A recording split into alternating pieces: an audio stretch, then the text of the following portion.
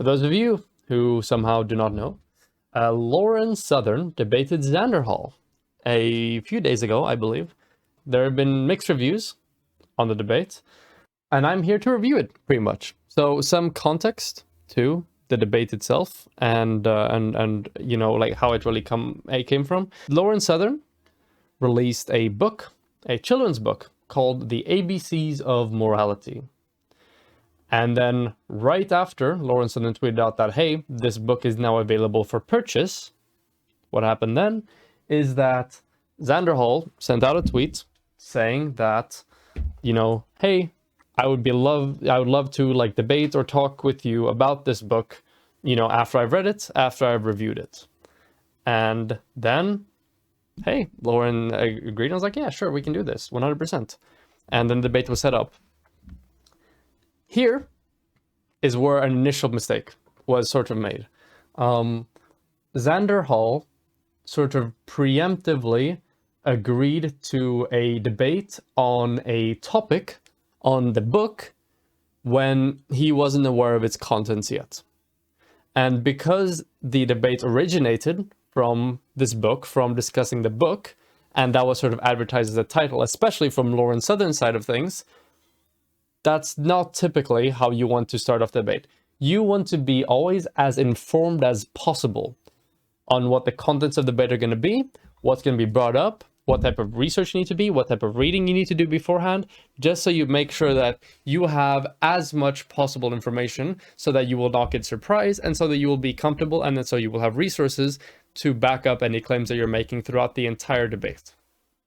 And because Xanderhal agreed to do a debate on a book, some literature that he didn't have access to yet, that was a mistake, because as it ended up, Xanderhal didn't find a lot of issues with the book in itself. He actually made a review a few days before the debate where he said, yeah, the book as a whole is pretty decent. So now what's happening? Well, at this position, even before the debate starts, Xanderhal is already on the back foot, because he has agreed to debate Lauren Southern, who, you know, is known as a right-wing, far right-wing political commentator on a given work of hers. And upon inspection of the work, he didn't find much to disagree with. And no shit, it was a children's book. So now basically for him to not just be like, oh yeah, I watched the book, I agreed with it, it's a pretty good book. For that not to happen, he needs to shift the debate from talking about the book to other segments. And what that looks like in the eyes of a viewer then, especially someone that's not really on Xanderhal's side, is it looks like Xanderhal taking this work that he has himself stated that he agrees with and using it to extrapolate and project all these positions on Lauren Southern and then debate that on her. And that's a pretty bad look typically. You don't really want to sort of like push or like appear like you're projecting beliefs on an opponent and look like you're making huge extrapolations or pivoting from the main debate topic. So at this point, given that Xanderhal had already agreed to make a debate on the live stream, what he should have said then is, hey, Lauren, I read the book, I have my review out, I'm sure you've seen it, and I didn't think it, you know, to be that much disagreeable. However, I am aware of your broader body of work, and there are plenty of disagreements there. Would it be fine if we refocus the debate onto your positions as a whole or onto topics X, Y, and Z and go from there instead? We can absolutely discuss or like talk about the book a bit at the beginning or at the end, just to let people know what sort of the origin for this debate was and what my thoughts are on it. But since there wasn't much disagreement, I would like us to, you know, have the main topics be X, Y, and Z. And if you would have done that, then a multitude of things would have happened. Either Lauren Southern would have said no, and that she wouldn't want to do that, in which case Xanderhal has quite a bit of ammunition. And you could basically say that, oh, Lauren Southern is unwilling to defend her beliefs if they are not presented in a children's book. She's only willing to defend the children's book version of her beliefs. And that looks super bad for Lauren optically. Or the alternative, she accepts, and there you go. You will no longer start the discussion on the back foot. You will now use that as a springing off point, as an opportunity to talk to this person, and you will now have a whole range of different topics planned and in mind that you will be able to do a bunch of research for, and that you will come to prepared. So that was the first thing that really went wrong, I suppose, with this debate, which is something that should definitely have been kept in mind and could have been improved on a fair bit. But regardless of that, now it's time to actually look at the debate itself, and I'll give my take. I'll write down a few points. I'll give my analysis. Yeah, overall, I don't think there's anything, like, at least on a surface. Oh, there we go. Now they're talking the book. So you notice now? There we go. First topic, bang, the book. This is how she begins it, because this is the ideal position of Lauren Southern, right? She's here, and she's defending this child's version of her content and of her book in general. So that's where she 100% wants to frame it from the get-go, in the context of that, so that any like extrapolation or any movement from the book, which Xanderhal is inclined to do, since he's instead said that he himself said that he agreed with the book's contents, or that it wasn't that bad, is going to look like a pivot. And that's why she's starting off hard with talking about the book and having that as the first sort of like conversational topic. Appreciate you admitting in your review of my book that you were a bit prejudiced when first picking it up, and you actually like it. You're a fan of the ABCs of morality. Yeah, overall, I don't think there's anything, like, at least on a surface level, that's worth taking too much issue with. Though I was just curious, and I wanted to see if you would elaborate on some of the meaning behind a few of the definitions that you gave. Yeah, for sure. So overall, good book, but there are a few problems you have. That's where we're at. To be fair, the problems aren't really with the book itself. I guess if I were to give my concern in a more succinct manner, I would say, knowing you as a conservative figure, you are certainly conservative and pretty well known for that. I feel as though if a well-known leftist figure wrote a book for kids, and the main idea behind it was to teach kids like values of some kind, right? Most likely left-wing values. I'm curious, would this not perhaps make you a little bit suspicious? It would depend what the book actually said, and that's what kind of surprised me at first, and why I. See, what the thing he's doing now is really good. This is important. This indicates that he has thought through the situation of the debate beforehand and realized that, okay, I'm on the back foot now. I have to explain, I have to motivate why it is valid to reason and to debate upon this book, even though we agree on it, why I had that initial aversion to the book despite not having read it. This is some legwork he had to do beforehand. It would have been more effective if he had done it before the debate actually started, but he's doing it now. So that's all right, but to a very primed audience of Lauren Southern fans, this looks like he's already like a bit on the back foot, and he's weak. This debate is I couldn't believe you would challenge me to debate a book you had never read before. Yeah, exactly. It was just, there's kind of this degree of internet brain rot people get, where they just assume this person is on righty Twitter or this person is on left-wing Twitter, therefore anything they produce must be completely evil, irredeemable, and I know I'm going to be able to debate them on it because I'm going to disagree with everything they say, and that's just not how the world works. And I have no doubt that there could be a left-wing YouTuber or a creator that could write a children's book in which I would agree with everything in it. I would never, straight up assume every single bit of it is going to be awful. Now, I have seen left-wing kids' books that I've read, and I read it and I disagree with the points, and I think, I don't really think that's quite for children, but that's after I've actually opened it up and read it. And I don't think the author is as relevant to children's books as people like to think. Are we going to get rid of say the Jungle Book because a lot of people consider Kipling to be racist, or say Horton Hears a Who, which has become an explicitly kind of anti-racist message, despite the fact that now people consider Dr. Seuss to be bigoted. So I just even if you don't like me and you don't think I'm a good person or whatever your opinion of me is, which I probably disagree with, I don't think the author is as relevant as you may try to portray. But I also think you've kind of worked yourself into a corner here where you've told people you're going to debate me on the book, but you don't actually disagree with the book that much. So I genuinely feel there's going to be a lot of reaches here. But correct me if I'm wrong. I guess we'll see. I'm actually curious because you brought up the idea that the author of a book doesn't really matter, especially if it's a children's book where the beliefs of that author aren't necessarily apparent on surface level. Are you familiar with a phrase, the death of the author? Yes. Yeah, so in what context are you using it with this? Yeah. I guess the idea is that if you have a piece of media and there's no apparent bias or message put in by the author that indicates the author's beliefs, yet the author believes these things, and this is a piece of media or art, a book, a movie, anything like that, the idea is that you try to separate the art itself from the artist. Now, if I were to do that with this book, I don't really have all that big an issue with it, like really, but what I'm more concerned about is what you mean when you say certain things in the book, because I know that like you're probably not going to put in everything that you agree with in the book, or like it's not meant to be super overtly political. So I'm more interested in discussing your motivations behind the definitions of the words that you put in there, and that's what we could discuss. Sure, let's do that. And where would you like to start? What are the words that you have the most issue with, let's say? So he did this pretty well. They don't go too long about, like the backdrop to the story and the fact that he did good here, because Xanderhal wants to move on from the fact that he challenged somebody on a debate, despite not having read it initially. He made a few points, death of the author, yada, yada, yada, you know, like what's a reasonable assumption to make. And it seems that Lauren Southern is sort of like tacitly accepting and is willing to move on. This is good. Could have been done better, you know, if it was done privately in DM so that you could open up directly without this as a whole, because what happens at the beginnings of the debate is super important for how the rest of it is going to be interpreted by the viewers. But yeah, so far, given if we completely exclude everything before the debate, this is a pretty all right start. She did make a point about Dr. Seuss. What I would do with this point is probably just write it down in a notebook and then see if I can find another point later in the debate to sort of talk about this later. Like, let's say cancel culture or whatever comes up. And then you notice that, hey, she mentioned this Dr. Seuss thing in the beginning.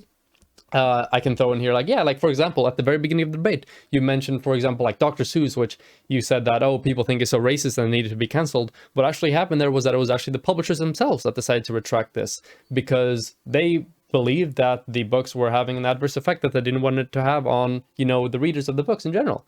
So that's an effective way to sort of be able to attack these small jabs or these small points that are thrown in there without looking like you're like really like nitpicking everything and being like, you know, you mentioned this, even though that's not really related to what they're talking about right now.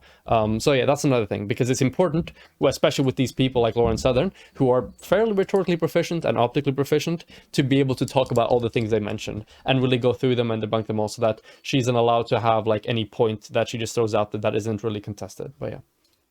Okay, yeah, I don't want to go over every single one, obviously, because I don't take issue with most of them. But I guess we can start on E. Okay, do you mind if I read it off, or? Yeah, go ahead. All right. E is for equal opportunity. Everyone is equal when they're judged on the same scale, praised if they're successful, and accepting if they fail. Everyone, both boy and girl, of every race and class, should live by the same standards that they should strive to surpass. Don't try for special treatment for your friends or for your enemies. If you lose a game that's fair, you can learn from the memories of what you might have done wrong and what you can do right, which is always better than a rigged and unfair fight. So pretty good rhymes there. I like it. Thank you. I heard you said I dropped some bars. I appreciate that. Big compliment. Yeah, we got some fire bars in here. So I'm curious, because obviously there's a lot of discussion about equality and rigged or fair fights in the political scene. I'm curious if this wasn't perhaps a slight reference to the idea of like systemic racism, for example. What was your thought process behind making that particular rhyme? This is good. He's asking her for her position on it.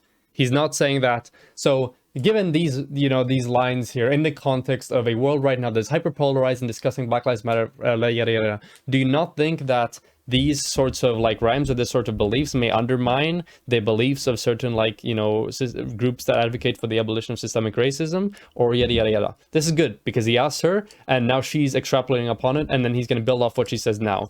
He isn't going directly and making that sort of leap from, this is what she said in the book, this could imply this in the modern context. He's taking it step by step, which is really good, because it makes him look better.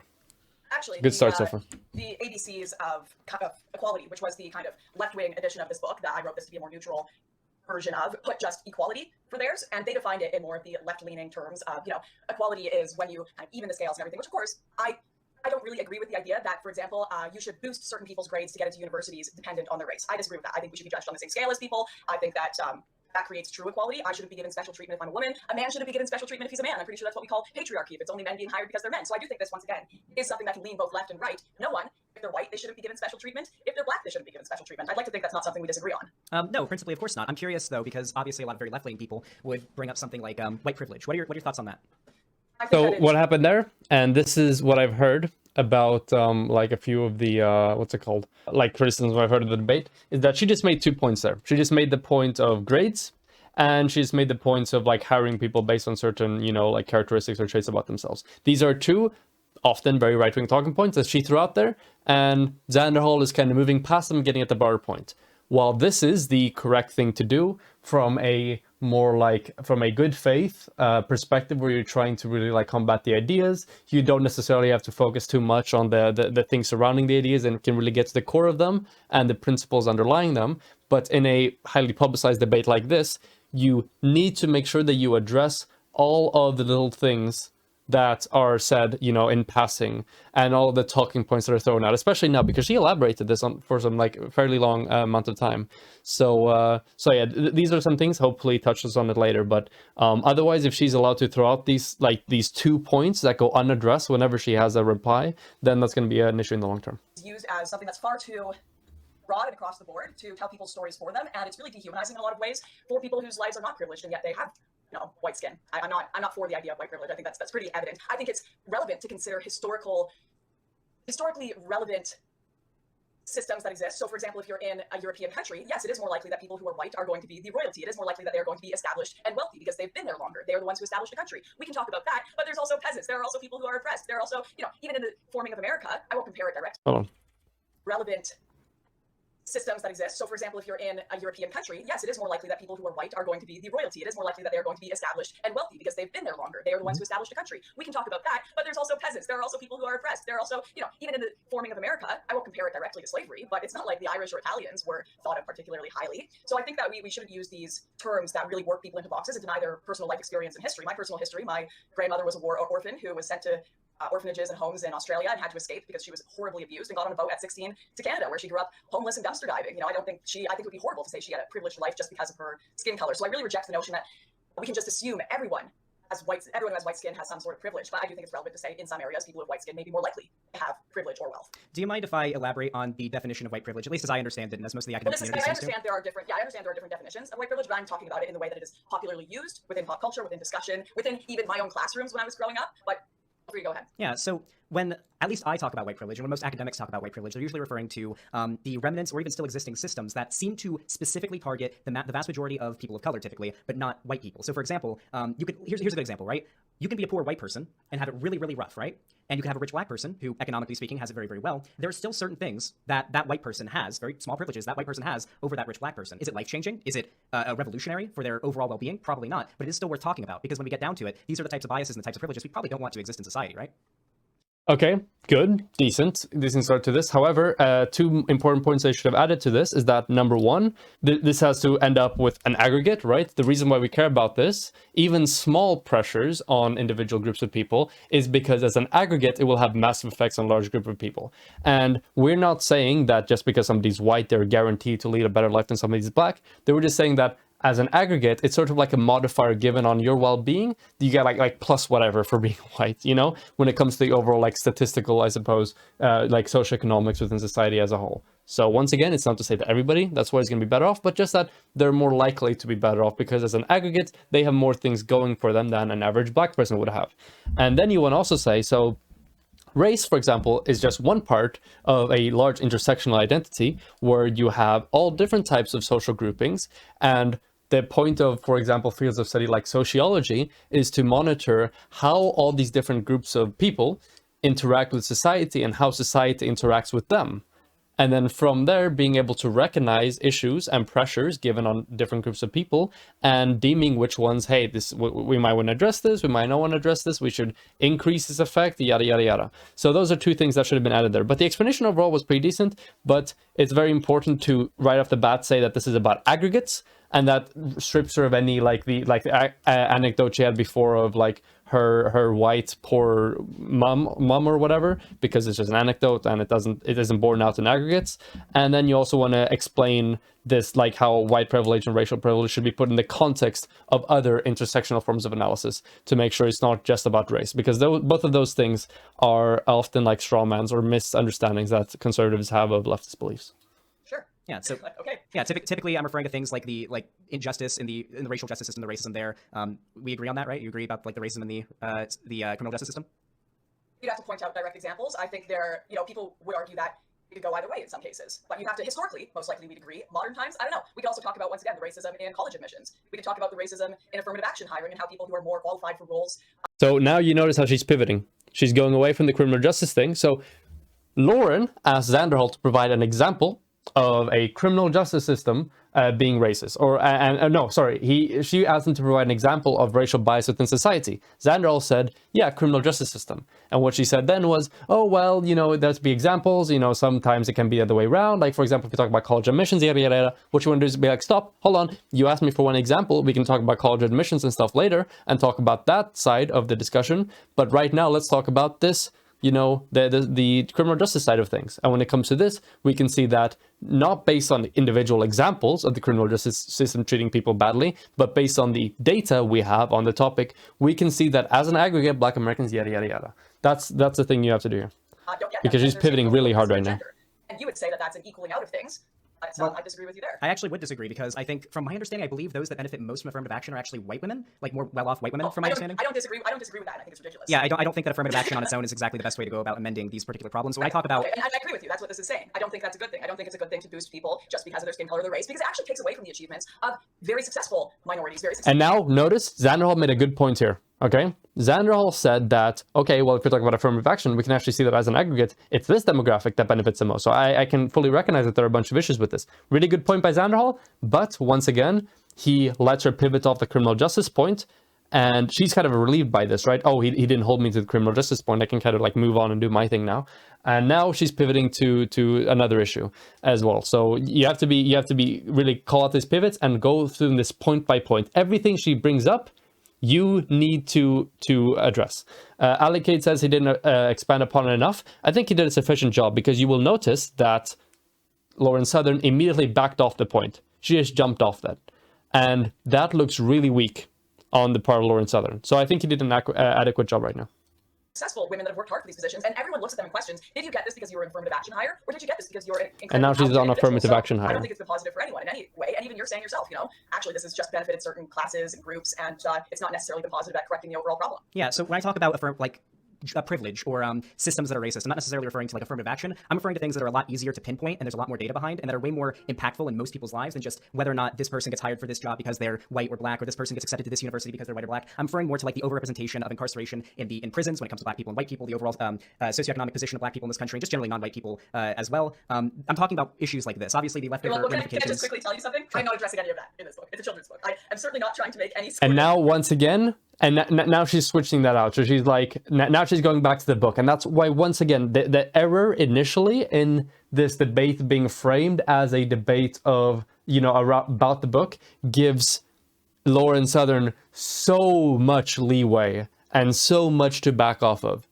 Because now, whenever the topic gets to a point that she doesn't want to talk about, she can just say, oh, well, this isn't really talked about in my book. I don't see the need to talk about it here.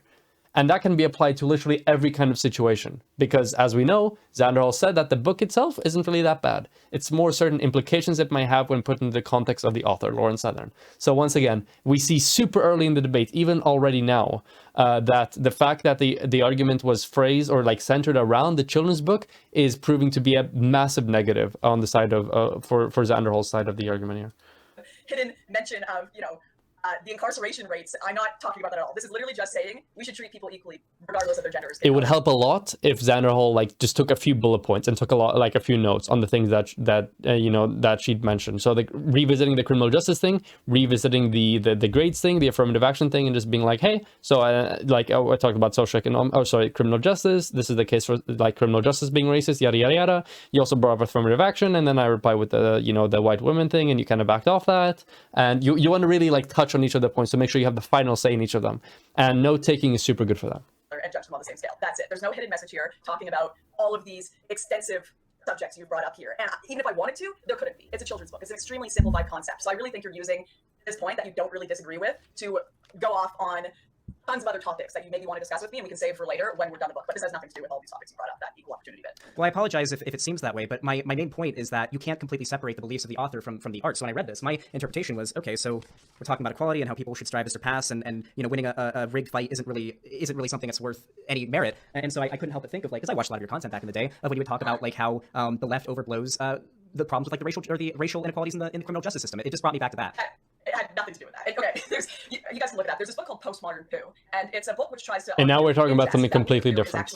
She was allowed to pivot of those initial points that she made there, and then when she ran out of things to pivot to, she took it back to the fact that it was a book, a children's book. And I think you're starting to just go into that territory a little bit, where you are taking this book and somehow making a poem about, hey, we should treat all genders and races equally, about the disparity in incarceration rates in America. I can tell you right now, that wasn't even in the peripheral of my mind when I was writing this. And I do think this brings it back to the point I was making, which is I feel you've worked yourself into a corner where you don't actually disagree with this book. You don't disagree with me on the content. So you are trying to deliberately create. And now Lauren Southern is bringing it back. Remember how initially I said that Xanderhal did good in his opening statement because Lauren Southern kind of moved off of it? Now that she's sort of pressured on these points, she's going back to it. What Xanderhal needs to do now is be like, okay, well, we agreed right now. I mean, you're here having the debate. You knew what my review was going into it. I assume you want an actual conversation, not just us sitting here talking about how we agree to the book. I will admit admit it may have been a bad idea for me to initially say that we're going to have a debate in a book that I haven't read, but now we're here, so now we should talk about it. That's a hit you're going to take, but at this point, given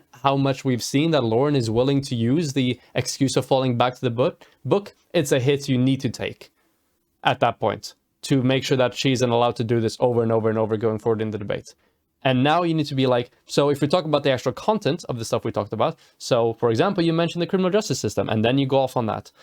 That's the things you have to do now. You have to recognize that right now, she's like establishing like a loop of conversation already, only after a few minutes in, where she wants to bring it back to this initial error that was made when it comes to the setting up of the debate. Disagreement that isn't there. Okay. Yeah, if you didn't have any like political, if there were no references or bias politically to this, and it was just like, hey, we should treat everyone equally, then I have no issue with that. Okay, do you want to move on to the, I guess it's the next two. Yeah, I'm just going to go ahead and put the F is for femininity and M is for masculinity one together, because I feel like they reference. And note now, now he's moving on to a different part of the book. So he completely left E, he completely left the equality bit, he completely left the criminal justice thing, he completely left affirmative action, and that's gone, and now he's moving on to something else. So those are 2 points that I don't think will be ever addressed in the rest of this conversation. Or at least it will be addressed far later, and by that point it will be gone from the audience's mind, and they will still register that this first part is like a win on the part of Lauren Southern here. Actually, this is going to be a genuine question, because I'm curious if your opinion on this has changed. So I don't need to read off the whole thing, but you say at the end of the one for femininity, if you want to be a tomboy, that's okay. Some girls are feminine. And then at the end of the masculinity one, you say if you're a boy and you don't want to be masculine, that's all right. So I'm curious if, because I was actually really surprised to read that. Are you, have you sort of like become more supportive of like trans and gender nonconforming people in the last, at least since last time I heard you talk about that particular topic? What does this book have to do with trans people? They're not mentioned at all in it. Once you again, simply said that. You need to, at this point, Xanderhal just needs to say that, okay, look, we can't just keep on, because if you just keep saying this over and over again, there's no point in having this discussion. We can just jerk off over how good your book is like forever, right? Like, what's even the point of talking here? I'm here to talk to you about this and this and this, because otherwise we're not going to have a discussion, because you can't let her keep making these arguments, because that's just like it's literally going to be her get out of jail free card for this entire conversation. Not all women have to be feminine, not all men have to be masculine. And I assume, gender nonconforming means you don't conform to traditional gender roles. That's what that's referencing, right?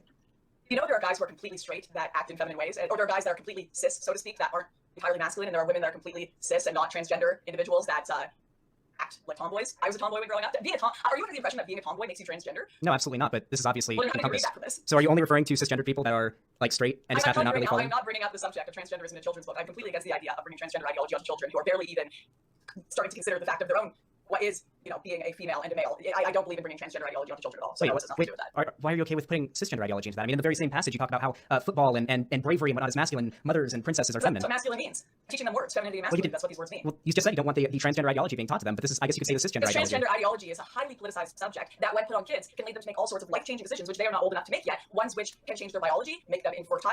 So Lauren here is actually going a bit into this topic, which, I mean, this is one of Xanderhal's best talking points from what I've heard. He's pretty good at debating these issues, but at the end of the day, it's not going to count for anything, because he's going to pivot back to it's just a children's book at the very end. So even though like they're getting more into it now, which is good, because Xanderhal benefits from these discussions, because you're actually talking about the content, he's still not in a good position, because he can just go back.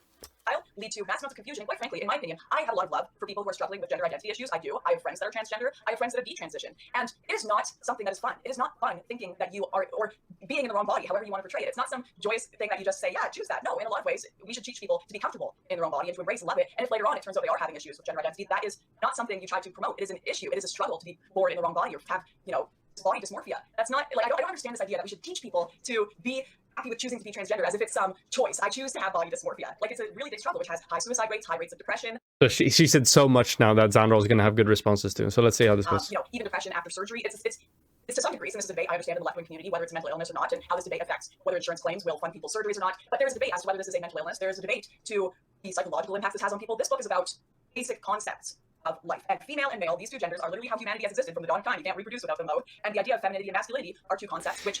He needs to interrupt her, because she's getting, even though these points are dog shit, she's getting all of them out. He's not going to remember them. So he's not going to remember, for example, like the conflation between male and female and saying that those are genders, for example.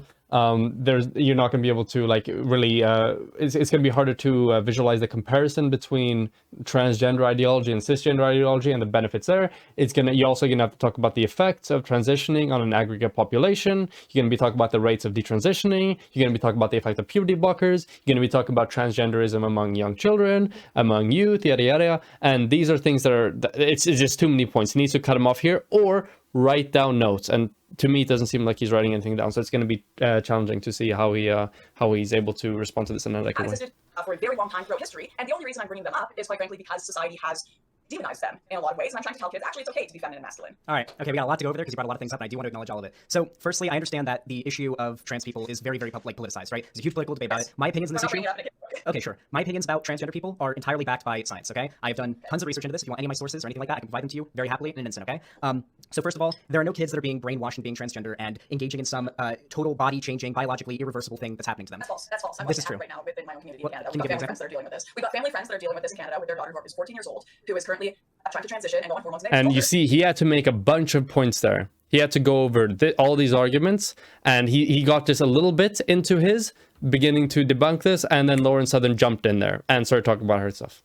We love you, we support you, but we just want to wait until you're at an age, 18, you know, the age you're allowed to drink, vote, all of these huge decisions, get tattoos. Just wait till then, because this is something that can affect your fertility. This is something that can affect your bone mass. This is something that can really affect your health. I have friends that have detransitioned that still can't afford the surgeries for their detransitioning, and it's totally ruined their mental health. So at least wait until you're at a certain age, they said. Canadian social services have come in and said, no, you will take your child away if you do not allow them to get this treatment. And this is something that's also just been documented. I've got a video on my channel about it, a more public case in the same province, British Columbia in Canada, where a man's child is transitioning and going through hormone treatment underage. All right, The states are not allowing him to oppose it. I have a question. If you have a child who has manic depression and the doctors recommend that they get on antidepressants, and the parents say, no, I don't want any of this for my kid, at least not until they're old enough, do you think it would be valid for the government to say, hey, if you're not going to give your kid what they need to deal with their mental health, then we're going to have to take them away from you because they're a danger, you're being a danger to them? I hate when people compare depression, cancer, all these other things to Well, it's absolutely comparable because we can see with all data. If someone chooses to identify as depressed or detransitions from being depressed later. Well, no one chooses to have gender dysphoria. Exactly. Good. But people are detransitioning. That's the point. Very few. Wait. Okay, she's making garbage arguments, but now it's on Zan to see how good he responds to this. That's not Very true. few. I don't think people choose to have depression or gender dysphoria, but no one is detransitioning from having cancer. No one is detransitioning from having depression. Simply the fact of people detransitioning means we have to be very careful and very serious about who we allow to take these treatments. And children who, quite frankly, they do not have established ideas about who So they the are. key thing here is that like detransitioning from being trans does not mean like number one, the same as just like getting rid of cancer, choosing not to be depressed, for example. These are two very different things. This would be like comparably, this would be like, let's say somebody receiving a certain type of treatment, like whether it be like therapy or certain types of medication or certain types of like, you know, maybe like chemotherapy or whatever for these other diseases, and then them realizing that, okay, this isn't the adequate treatment for the given issues that I'm facing right now. And there you go. That's the comparison there. It's not like they stop being depressed or whatever. It's that there's a different treatment, or that treatment wasn't effective or it wasn't the optimal treatment. That's the correct analogy there, okay? And then also you need to talk about, okay, detransitioning, what does this mean? This can mean anything from like going back all the way to just like going back on one step to just halting the process for a little bit, yada yada. That's another point you need to get in there as well. But yeah, that's the correct sort of comparison you want to draw there. What it wasn't like yet. I think about tattoos I wanted even when I was 17, 18, and I look back at it, I'm like, oh my gosh. Or even I think of identities I had as a young child, thinking that, you know, we're a dog. My sister and I used to dress up as boys and go to the skate park and have fun pretending All to be right, boys. hold on for a second, okay? Hold on. I feel like we're moving off from just let me finish what I was about to say, okay? So Good. in the overwhelming amount of data, Good. it has been shown This is good. He needs to do this more. that if a trans person is allowed to transition and they have gender dysphoria and they have the support of at least one family member, their likelihood of attempting or committing suicide drops significantly. It is very similar to depression. You also said nobody chooses to detransition from cancer. Tons of people have regret whenever they go through treatment for cancer. Getting chemotherapy and radiation is miserable. A lot of people get bullied into it by their families because their families don't want to see them gone. I'd say there's probably a higher amount of people who regret, per capita, who regret getting treatment for cancer because of how terrible the side effects are, than there are people who willingly get like hormones to transition or go through any other surgeries they would go through and then end up regretting that. So clearly we need to take these processes very seriously. It is taken seriously. The thing is, there has not been a wide range of research done on transitioning, There hasn't. especially amongst so you're saying there's been a wide range of research amongst underage people getting surgery and transitioning medically when it's just now being brought to the surface. It's not just now being brought to the surface. So you're saying we have research over 5-10 years that shows the impacts of getting medical treatment as a child when they grow up. You're saying Yeah. that exists right now This- in a large the reason why you don't think it has- That's recently being brought forward. Yeah, I'll elaborate in a moment, but I want to say this first. The reason why you don't think it has is because this issue has only become extremely politicized very recently. But nobody is advocating, well, nobody with any actual credibility or any power is actually advocating for giving kids hormones. Now, you probably mix these up. A lot of people do. What's been advocated for and what's been tested and verified to be safe are hormone blockers. The point of hormone blockers is if you have a kid who has gender dysphoria or who thinks they might be trans, you have them visit a This is a good point because most conservatives don't know anything about puberty blockers. But once again, he kind of let that comparison between detransitioning and just like not be just choosing not to be depressed. That's still like a point that he didn't address there, and is another thing that he needs to. He can't let them get by.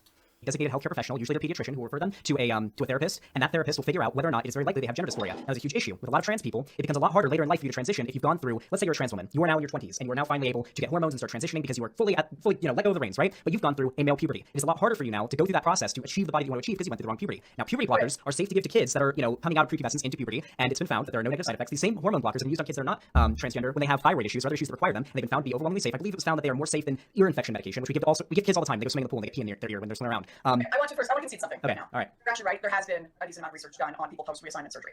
And I just had someone send it to me, actually. The most thorough follow-up of sex-reassigned people, research extending over 30 years and conducted in Sweden, where the culture is strongly supportive of transgender individuals, documents their lifelong mental unrest. 10 to 15 years after surgical reassignment, the suicide rate of those who had undergone sex reassignment surgery rose to 20 times that of comparable peers. Is this by ncdi.nlm.nhi.gov? Not that I can see here, no. Can you link it to me? This is something I've heard before from other studies, but I just wanted to make sure. So once again, this study doesn't really have anything to do with like what they're really talking about. She did cite the study on the effects of like detransitioning, but once again, you're having two different arguments here that Lauren Sutton is kind of jumping in between. You're having the argument about how you're going to characterize issues, like for example, detransitioning, transitioning, what would be the equivalence to that with more like established medical routines, yada yada. Characterization, that's one thing, very important. And then the second thing is efficacy.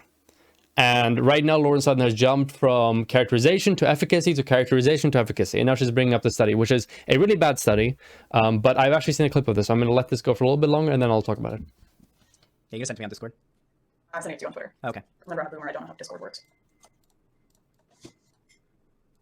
Yep, I've seen this one. So I've actually seen this study. Plenty has been debunked overwhelmingly. So for starters, So it doesn't agree with you, so it's been debunked. no. Do you know who's actually pulled by this? So there we go. She said one thing, and then you have to talk about just like complete like this is just like anti-intellectual. Like the statement means nothing. The thing like, oh, it's been debunked, it doesn't mean anything. That's just like a pointless jab. Like when he hasn't even been given like reasons to be able to talk about like why the study is bad yet. So this looks bad for her. This is a bad thing for Lauren to say because Lauren Xanderhal hasn't even presented his arguments for why the study is bad yet. But Lauren is already saying that it disagrees with you, therefore it must be debunked. So this looks bad for Lauren. So yeah. Do you know who's actually polled in this study? This study polled parents, not the actual children, and those polls were taken online based on, and there was no like going to people's homes visiting parents. It was completely online. It was an online survey. It wasn't an actual like well conducted study. It was terrible data I'm collection. reading the methods right now. It contains Xanderhal is actually wrong about this. Yep. He's talking about the Lisa Littman study. Okay? So there are two studies that are commonly cited by transphobes. One of them is the Lisa Littman study. I made a video on it. And this is the one he's talking about, where it talks about the phenomena of rapid onset gender dysphoria, which is a pseudoscientific concept created by a researcher called Lisa Littman that has then been used for a whole bunch of like transphobes in their argumentation. This study, garbage, polls parents, doesn't actually like research any of the kids. The websites were incredibly biased. The formulation of the questions were very bad. The extrapolations don't make any sense. There is no form of like deductive proofs provided at all. Most of the comparisons between that and other medical things are based on complete conjecture. There's 1,000,001 issues with the study. I have a video on my channel. Just Google Rose Risley Littman and it should come up. What he's confusing this with is he's confusing it with the Sweden study, which is a study that talks about the effects of hormone. I don't remember if it was just hormones, if it was hormones and surgery, or if it was just surgery on trans individuals and on their likelihood of engaging in self-harm behavior. And what this study says is what you read out, how, these people did SRS and they ended up having a self-harm rate X times higher than than comparable peers. The issue with this study is when they say comparable peers, they don't talk about the peers or like trans people that didn't take surgery or didn't take hormones. When they say comparable peers, they're talking about cis people. And no shit, right? If you transition and you go through the surgery and stuff like that, that's going to have some level of positive effect on you, pretty majorly so. However, there are still the 1,000,001 other ways that society fucks you over for being trans. That levels on top of that.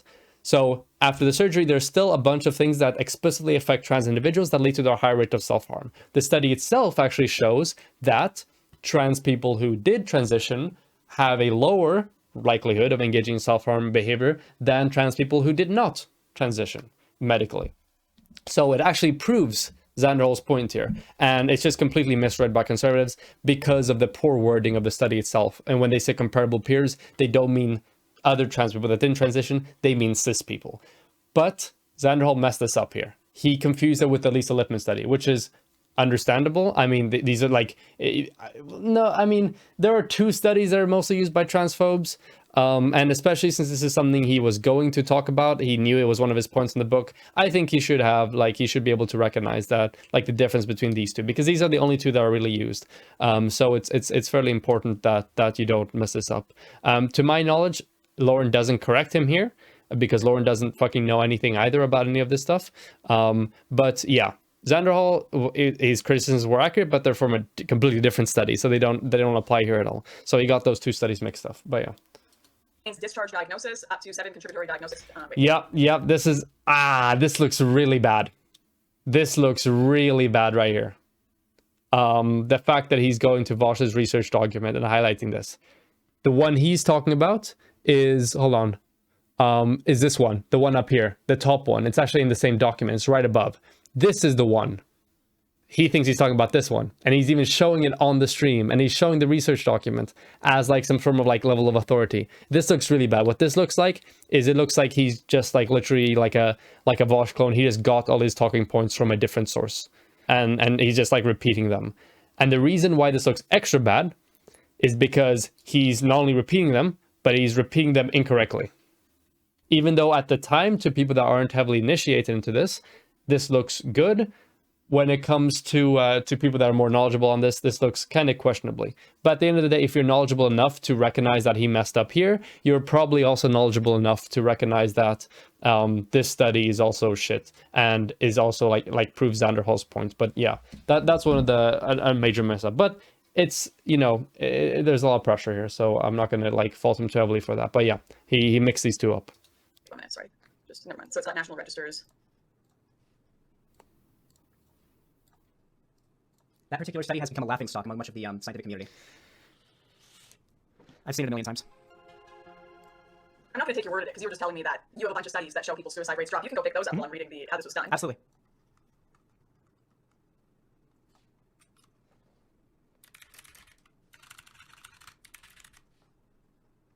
Is Chad not going to correct them?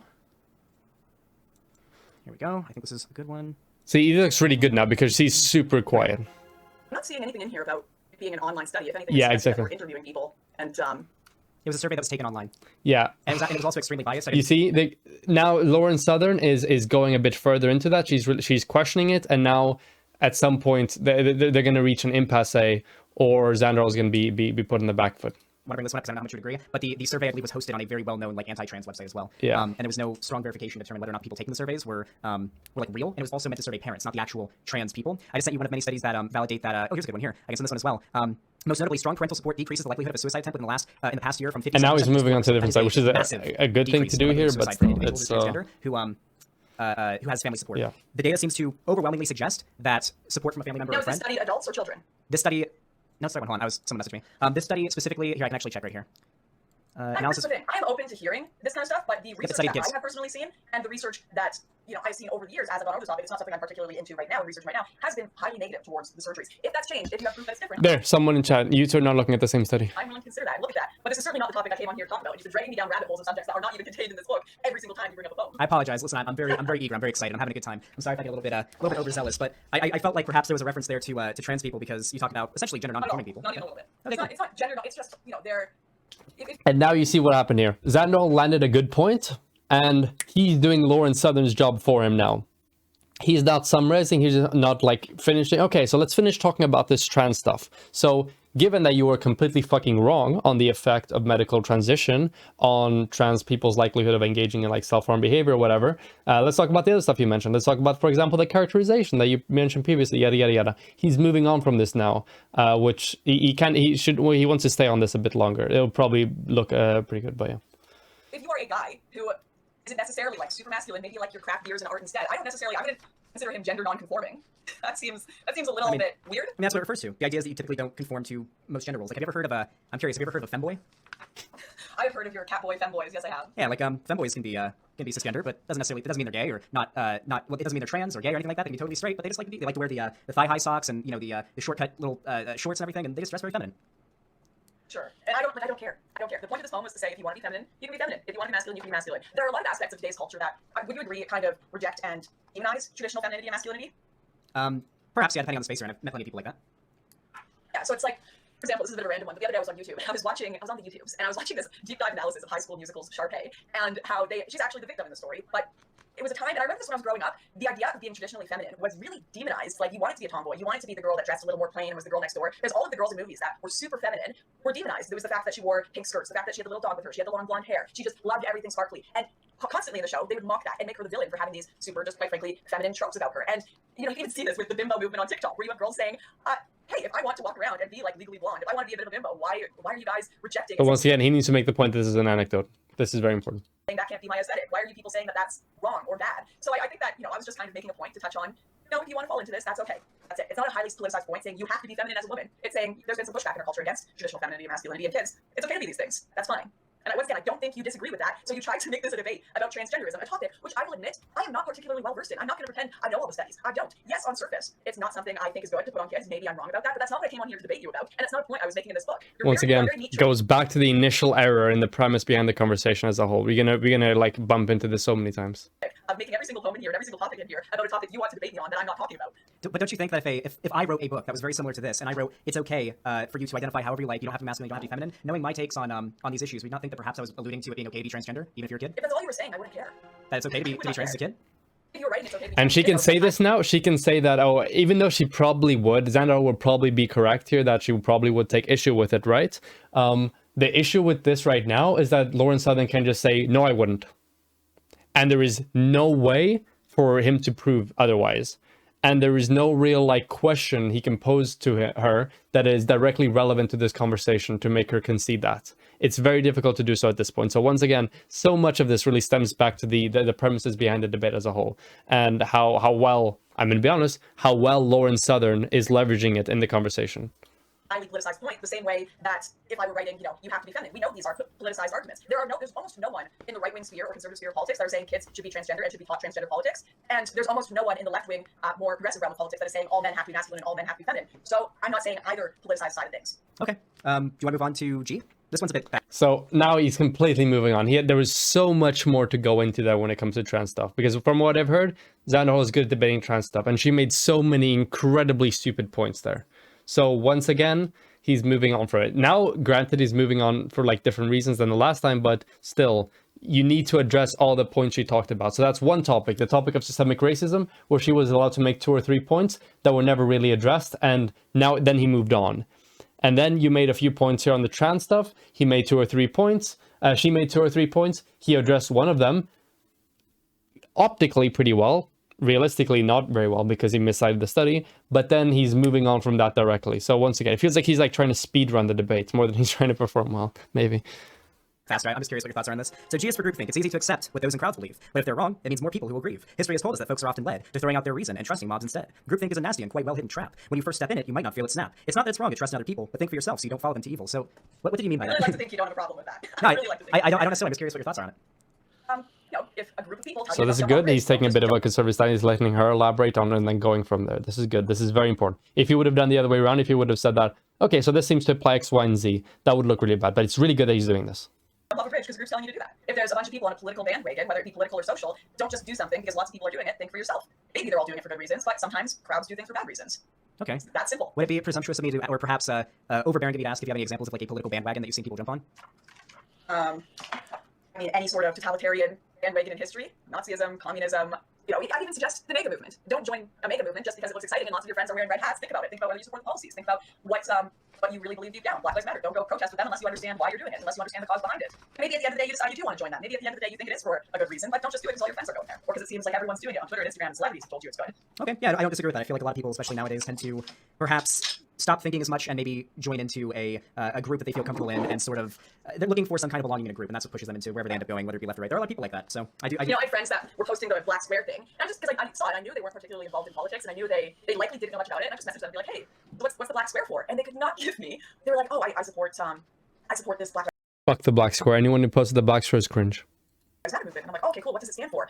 And they just could not give me a succinct answer. They didn't bring up police violence. They just said, oh, it means you're not a racist. It means, and I'm like, no, there's so much more to these these movements and this symbolism that you have to understand. And I don't mind if you post it and you have a deeper thing to it, like, hey, I'm posting this square, and also I'm going to my local community and I'm going to start talking about how we can bring in police reform, how we can bring in, I'm going to a Stop the Violence rally against gang crime to try to make this a more peaceful city. I'm actually doing something that affects change, but I see so many people just posting. It's like when people put a flag filter on their Facebook, and it's really irritating when people don't know what they're supporting and there's no real action behind it. And once again, I'd like to think you'd agree with that. No, I actually don't necessarily disagree with that. I think something that I find interesting is I feel like perhaps there's a difference between like people on Twitter adding like a little thing to their name because they just want to lend some support, or at the very least virtue signal support, and someone joining like a movement and participating in that movement because they want to feel like they belong, or because their friends are doing it, because they see a lot of people doing it. And I guess at the end of the day, I'm a consequentialist. I prefer when people have the right reasons to do what they're doing, but if it results in good outcomes, it's typically not something I'm going to get as upset about or try to drum up a fuss about unless I'm seeing something bad happen because of it. I encourage people to think for themselves, but people don't think for themselves and they engage in a movement that's overall causing good to happen in the world. I don't really see it as like a huge problem. This is a optical death trap right here, because you need to be able to recognize that like bandwagon and their effect is completely awful.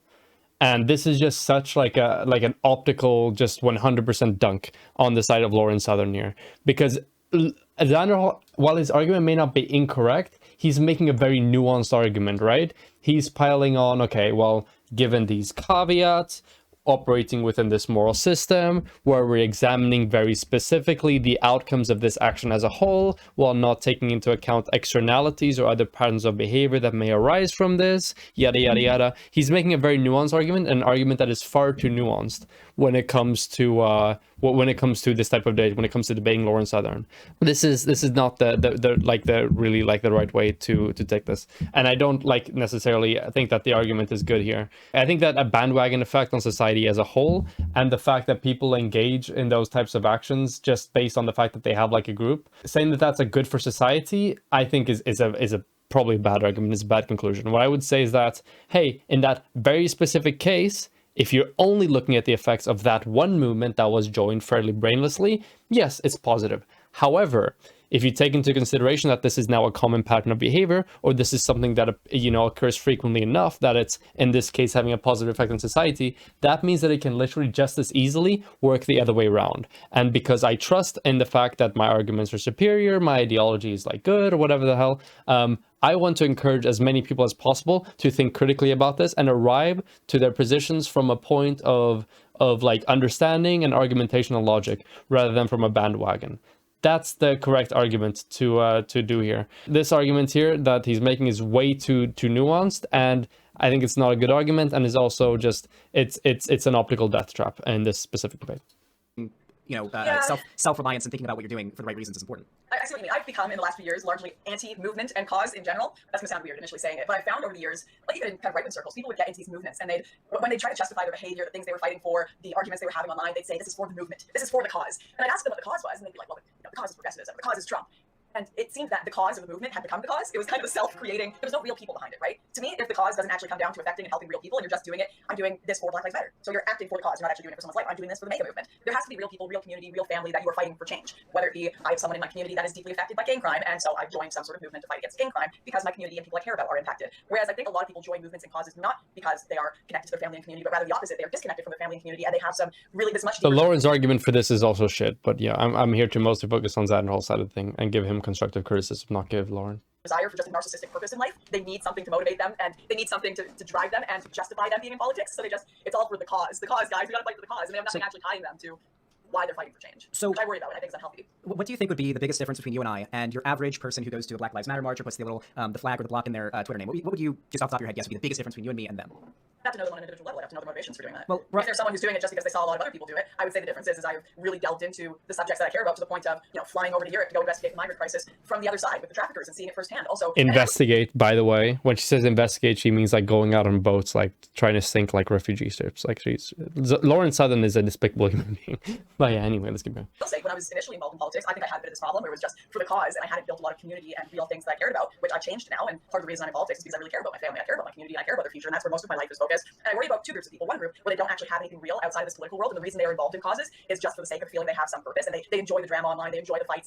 It makes them feel justified in attacking other people, and the people who are just doing it blindly because they're scared of being socially rejected for not supporting these movements. I don't think anyone's going to get socially rejected for saying nothing about it unless they're actively standing against it. Really? It happened to Chris Pratt. He said he didn't want to go to a Biden rally, and they tried to cancel him online. Yeah, he didn't say nothing about it. He said for doing nothing. Yeah, he said he didn't want to go there. Also, Chris Pratt had been canceled for some certainly more valid things before that. However, no. You just said people aren't being canceled for not doing anything. When I have friends that are Instagram influencers, totally non-political, that said they got. And now, once again, you're detracting from the overall argument, and she's being allowed to pivot to like Chris Pratt and cancel culture, which is like, come on. Hundreds of messages from people saying, how dare you, you haven't posted a black square, you haven't posted anything about the rallies in the States, how dare you? It's the idea that no one is getting canceled for just standing back and saying nothing is just untrue. It's untrue. Maybe it's because I'm like a political creator, and when I think about getting canceled, I think of much more virulent, hardcore things and like getting a few mean messages. When I get canceled for anything, it is way worse than like what those people probably went through, and I'm a comparatively much smaller figure. Yeah. The motto of Black Lives Matter is literally, in some cases, silence is violence. So either you support us or you are a violent individual. You are not allowed to not agree with us, or you are a violent individual. Silence is violence means that if it comes to it, if you are not willing to step up, when the only option is support this movement or don't, when that is the only option at the head of it, when an election comes around or whatever, that if you are willing to do nothing, then you are essentially allowing the status quo to continue, and the status quo is bad. Right. So my point is, people will get in trouble and will be attacked for not participating in these political That's not movements. referring to just making your screen, like posting a little black screen on your Instagram. I didn't get in trouble for not doing that. I don't think I posted like little. That's because you talk about this in all other realms, right? The argument you should have made here, the follow-up should have been, okay, so why is it bad that we criticize people for like just standing by and supporting the status quo when I can make really strong arguments for the fact that it's bad, or the fact that status quo right now is incredibly harmful? No, I get like tons of shit from people that are like very progressive. I get canceled by the left constantly. I think Xanderhal is trying to be too friendly. That's what I feel here. I think he's trying not to go really hard, which is understandable to some extent because this is like a pretty big guess for him, I suppose. So I can understand like the sort of like subconscious mental bias in this example, or in this case where he might want to like appeal a bit more and come off as more like friendly, I suppose. But it's really not working out here. He needs to really drill her down, because if you just let Lauren Southern talk and you don't really hold her against the wall and really like pressure her and go down into the things that she's saying and heavily scrutinize it, then she can get away with so much. A hateful message whenever I didn't post like a black screen on my Instagram or Twitter. Not a single message.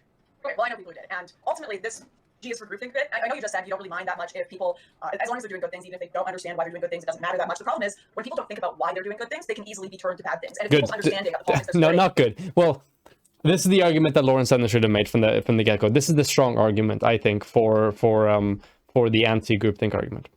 Is fickle and not very thin. That makes long-term success of whatever your political ideology is extremely hard, and it also makes them easy to just turn to the next group, whatever it may be, whenever that's popular. So I really think you should care a lot more about people who are just doing good things without thinking about it, because those are the people that are ultimately usually utilized by dictators and tyrants. True. So now what Xander should say is, yeah, 100% as an aggregate in society as a whole, I 100% agree with what you're talking about. I was making a more nuanced, like precise argument when it comes to the specific consequential outcomes of people, for example, brainlessly supporting a positive organization like BLM, like the effects of that in specific would be positive. That's really weird, because what Lauren Southern could be like, okay, yeah, so what? Like, what is that? That has literally like no relevance in society as a whole. That's nothing except for just like a hyper specific thought experiment that doesn't actually contribute anything useful to the discussion. And that would have been like the good point to make there. But he needs to concede this, because it's pretty difficult. Otherwise, if he's going to take like the pro group think position here, this is feeding right into the straw man that the right have constructed of the left. If you look at my most recent YouTube videos, a significant amount of them are me going after people also on the left who do that same kind of thing. I criticize this plenty. People looking for a group and they join into, say, like leftism, like when I am a leftist, and they do it because they want community, right? And I criticize that plenty. But I think, because you brought up a few anecdotes of people that didn't, like, they put a little black block in their thing, or they had the flag, or they said BLM, but when you asked them, they didn't know what the issues were. I think one of the biggest differences between us and them that you have to remember is that you and I are media-trained public figures that make our livings off of advocating for the issues that we care about. A lot of these people are just your average Joes. They maybe have a following on Twitter, but they aren't these political figures or political activists that dedicate their lives to learning about and advocating these issues. Correct, which is why it's such a problem that we have created a society that forces everyone to have a political position on every single topic. We want celebrities have to be an advocate for every single political issue, every single election, even though, once again, they're not experts in it. The average person has to speak up and has to be an advocate for all of these different issues that they could never have the time to properly investigate. That is a lot of pressure, and this is something that is put on us from a very, very young age. You have kids that are doing climate marches that have no idea what any of the data, any of the information on this is about, and they're just doing it because they've been told that it's their job to save the world. No, it's their job to be learning, basic life skills in school, and they're being used as political pawns in so many cases, and this is ultimately the problem I'm pointing out in my book, is all these people that are either doing it because they want to look good or legitimately being used as pawns by political manipulators. Okay. And then she's bringing it back to the book, which, I mean, we knew we were trying to do. That's sort of like a main strategy for this. But the thing for Xanderhal, at least the thing I would say would be like, okay, so if we talk about this in this way, okay, so shouldn't the goal then to be, rather than getting fewer people interested in politics and engage with it, and making sure that we have a more active voter base, for example, shouldn't the correct solution then to be to educate people as much as possible, to give people these critical thinking skills, to encourage people to have access to all these different resources, to include like courses of like philosophy or political science or civics and like further in education or whatever, so people can build actually proper views on these issues as a whole and be responsible citizens in a democratic society? That's the sort of direction I would take this. And we don't have the time to understand every topic fully, quite frankly. Some people can be advocates of topics that they understand very deeply and not be political advocates, of course, but We're being asked a lot of as humans. Sure. It's too So much. I think that political disaffection is one of the biggest problems that we could possibly have in our world. I think being Exactly. politically aware of what's Okay, going good. on and having a side that you support, ideally the side a that good makes the world start. better, is extremely important. I don't care what age you are. You should have a fair understanding of what's going on in the world and understand how to make the world better, and probably have a desire to make the world better. Obviously, with climate change, that's an issue that concerns everybody. So having kids engaged in those marches, they're learning about climate change in school. This is an important issue. You learn about how the climate works in school. This isn't like even comparable to an Now, it is vital that at the end, now he says that, but I do recognize that there are a lot of people who just like have no understanding of this. And that's why I argue for XYZ educational measures to make sure that doesn't happen. He needs to say that at the end, because if he doesn't, then Lawrence is going to be like, oh, well, I like it's still bad that they don't understand the underlying, like the underpinnings of this, because they won't be able to have a good effect, or they can be easily led astray. So it's very vital that he does this at the end. Let's see if he does it. like the trans thing, right? This is a distinct thing you would learn in elementary school. You learn about climate Okay, change. well, This is listen, something that I you should care disagree about. with you. I think the problem is See, that not enough she interrupted him and he wasn't able to give that like final caveat, which is very important. people want to change the world. It's that not enough people want to change their communities. Everyone wants to look good by saying they're going to change the world. Everyone wants to look good by holding a sign and saying end violence, but that doesn't actually do anything. Going in and helping your communities, building up your communities, volunteering, that kind of stuff changes things, but it doesn't look good. You can't make it,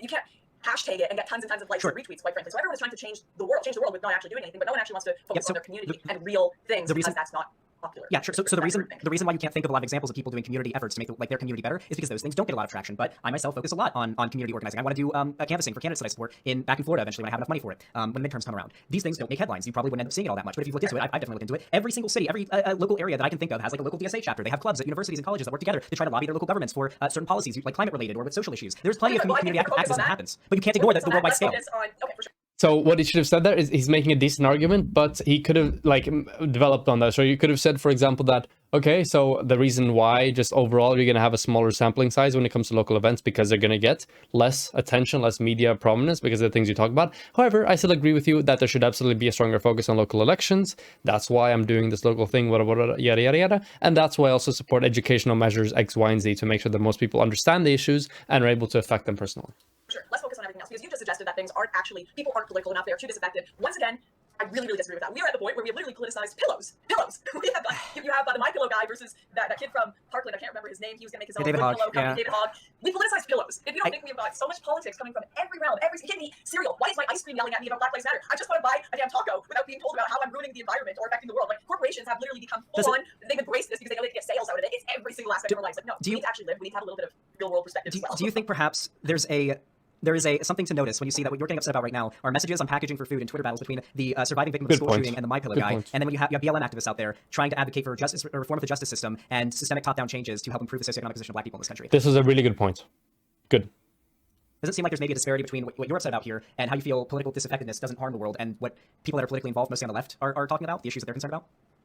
Oh, I see the memes where it shows, hey guys, we've changed the voice actor on. You notice that was a strong argument, because you can kind of even tell in the tone of her voice that she's falling back. She's becoming more defensive. The Simpsons to be representative of Black people, and like the Black Lives Matter Wojak, like all we wanted was systemic change. Like we don't want another rich Hollywood guy being hired or another corporate platitude. We're getting tired of this, and I agree with that. These issues are ridiculous, and it's crazy that people are talking about them so much. And I'm probably a bit part of the problem here. And now Lawrence Sutton is misrepresenting what Xanderhal said. So Xanderhal said that he's focusing on the disparity between what conservatives complain about and what leftists complain about. And what she's saying that, oh yeah, I agree. It's pretty silly what the, like, and then did she say, oh, some of these things that the lefties do are very silly, right? It's a bit annoying, but what they do is kind of silly, right? So she's completely like detached from it, but it kind of sounds just like kind of like she's agreeing with what he's saying, but she's really saying nothing that has to do with what Xanderhal just said and what the point she just made is. So what Xanderhal has to do is he had to recognize that, hey, she did not address what I talked about. She didn't address the argument I made, even though she has to for her thing to be like logically consistent and for it to be able to like keep going throughout for the rest of this debate. But she didn't, talk about that. Because I see it and I get frustrated and add to the conversation. And there are people on community level that are trying to make change that are getting ignored because we politicized everything and so much useless stuff. We're talking about the problem with kids' books that are completely harmless and politicizing and having debates over that, which you don't even disagree with, instead of talking about real issues. Because we just need content. Everyone needs content, don't they? Sure. So I don't know what that has to do with what I just said. The argument that I was making is I think that being disaffected from politics is harmful, and that everyone should care about making the world better, making their community better as well.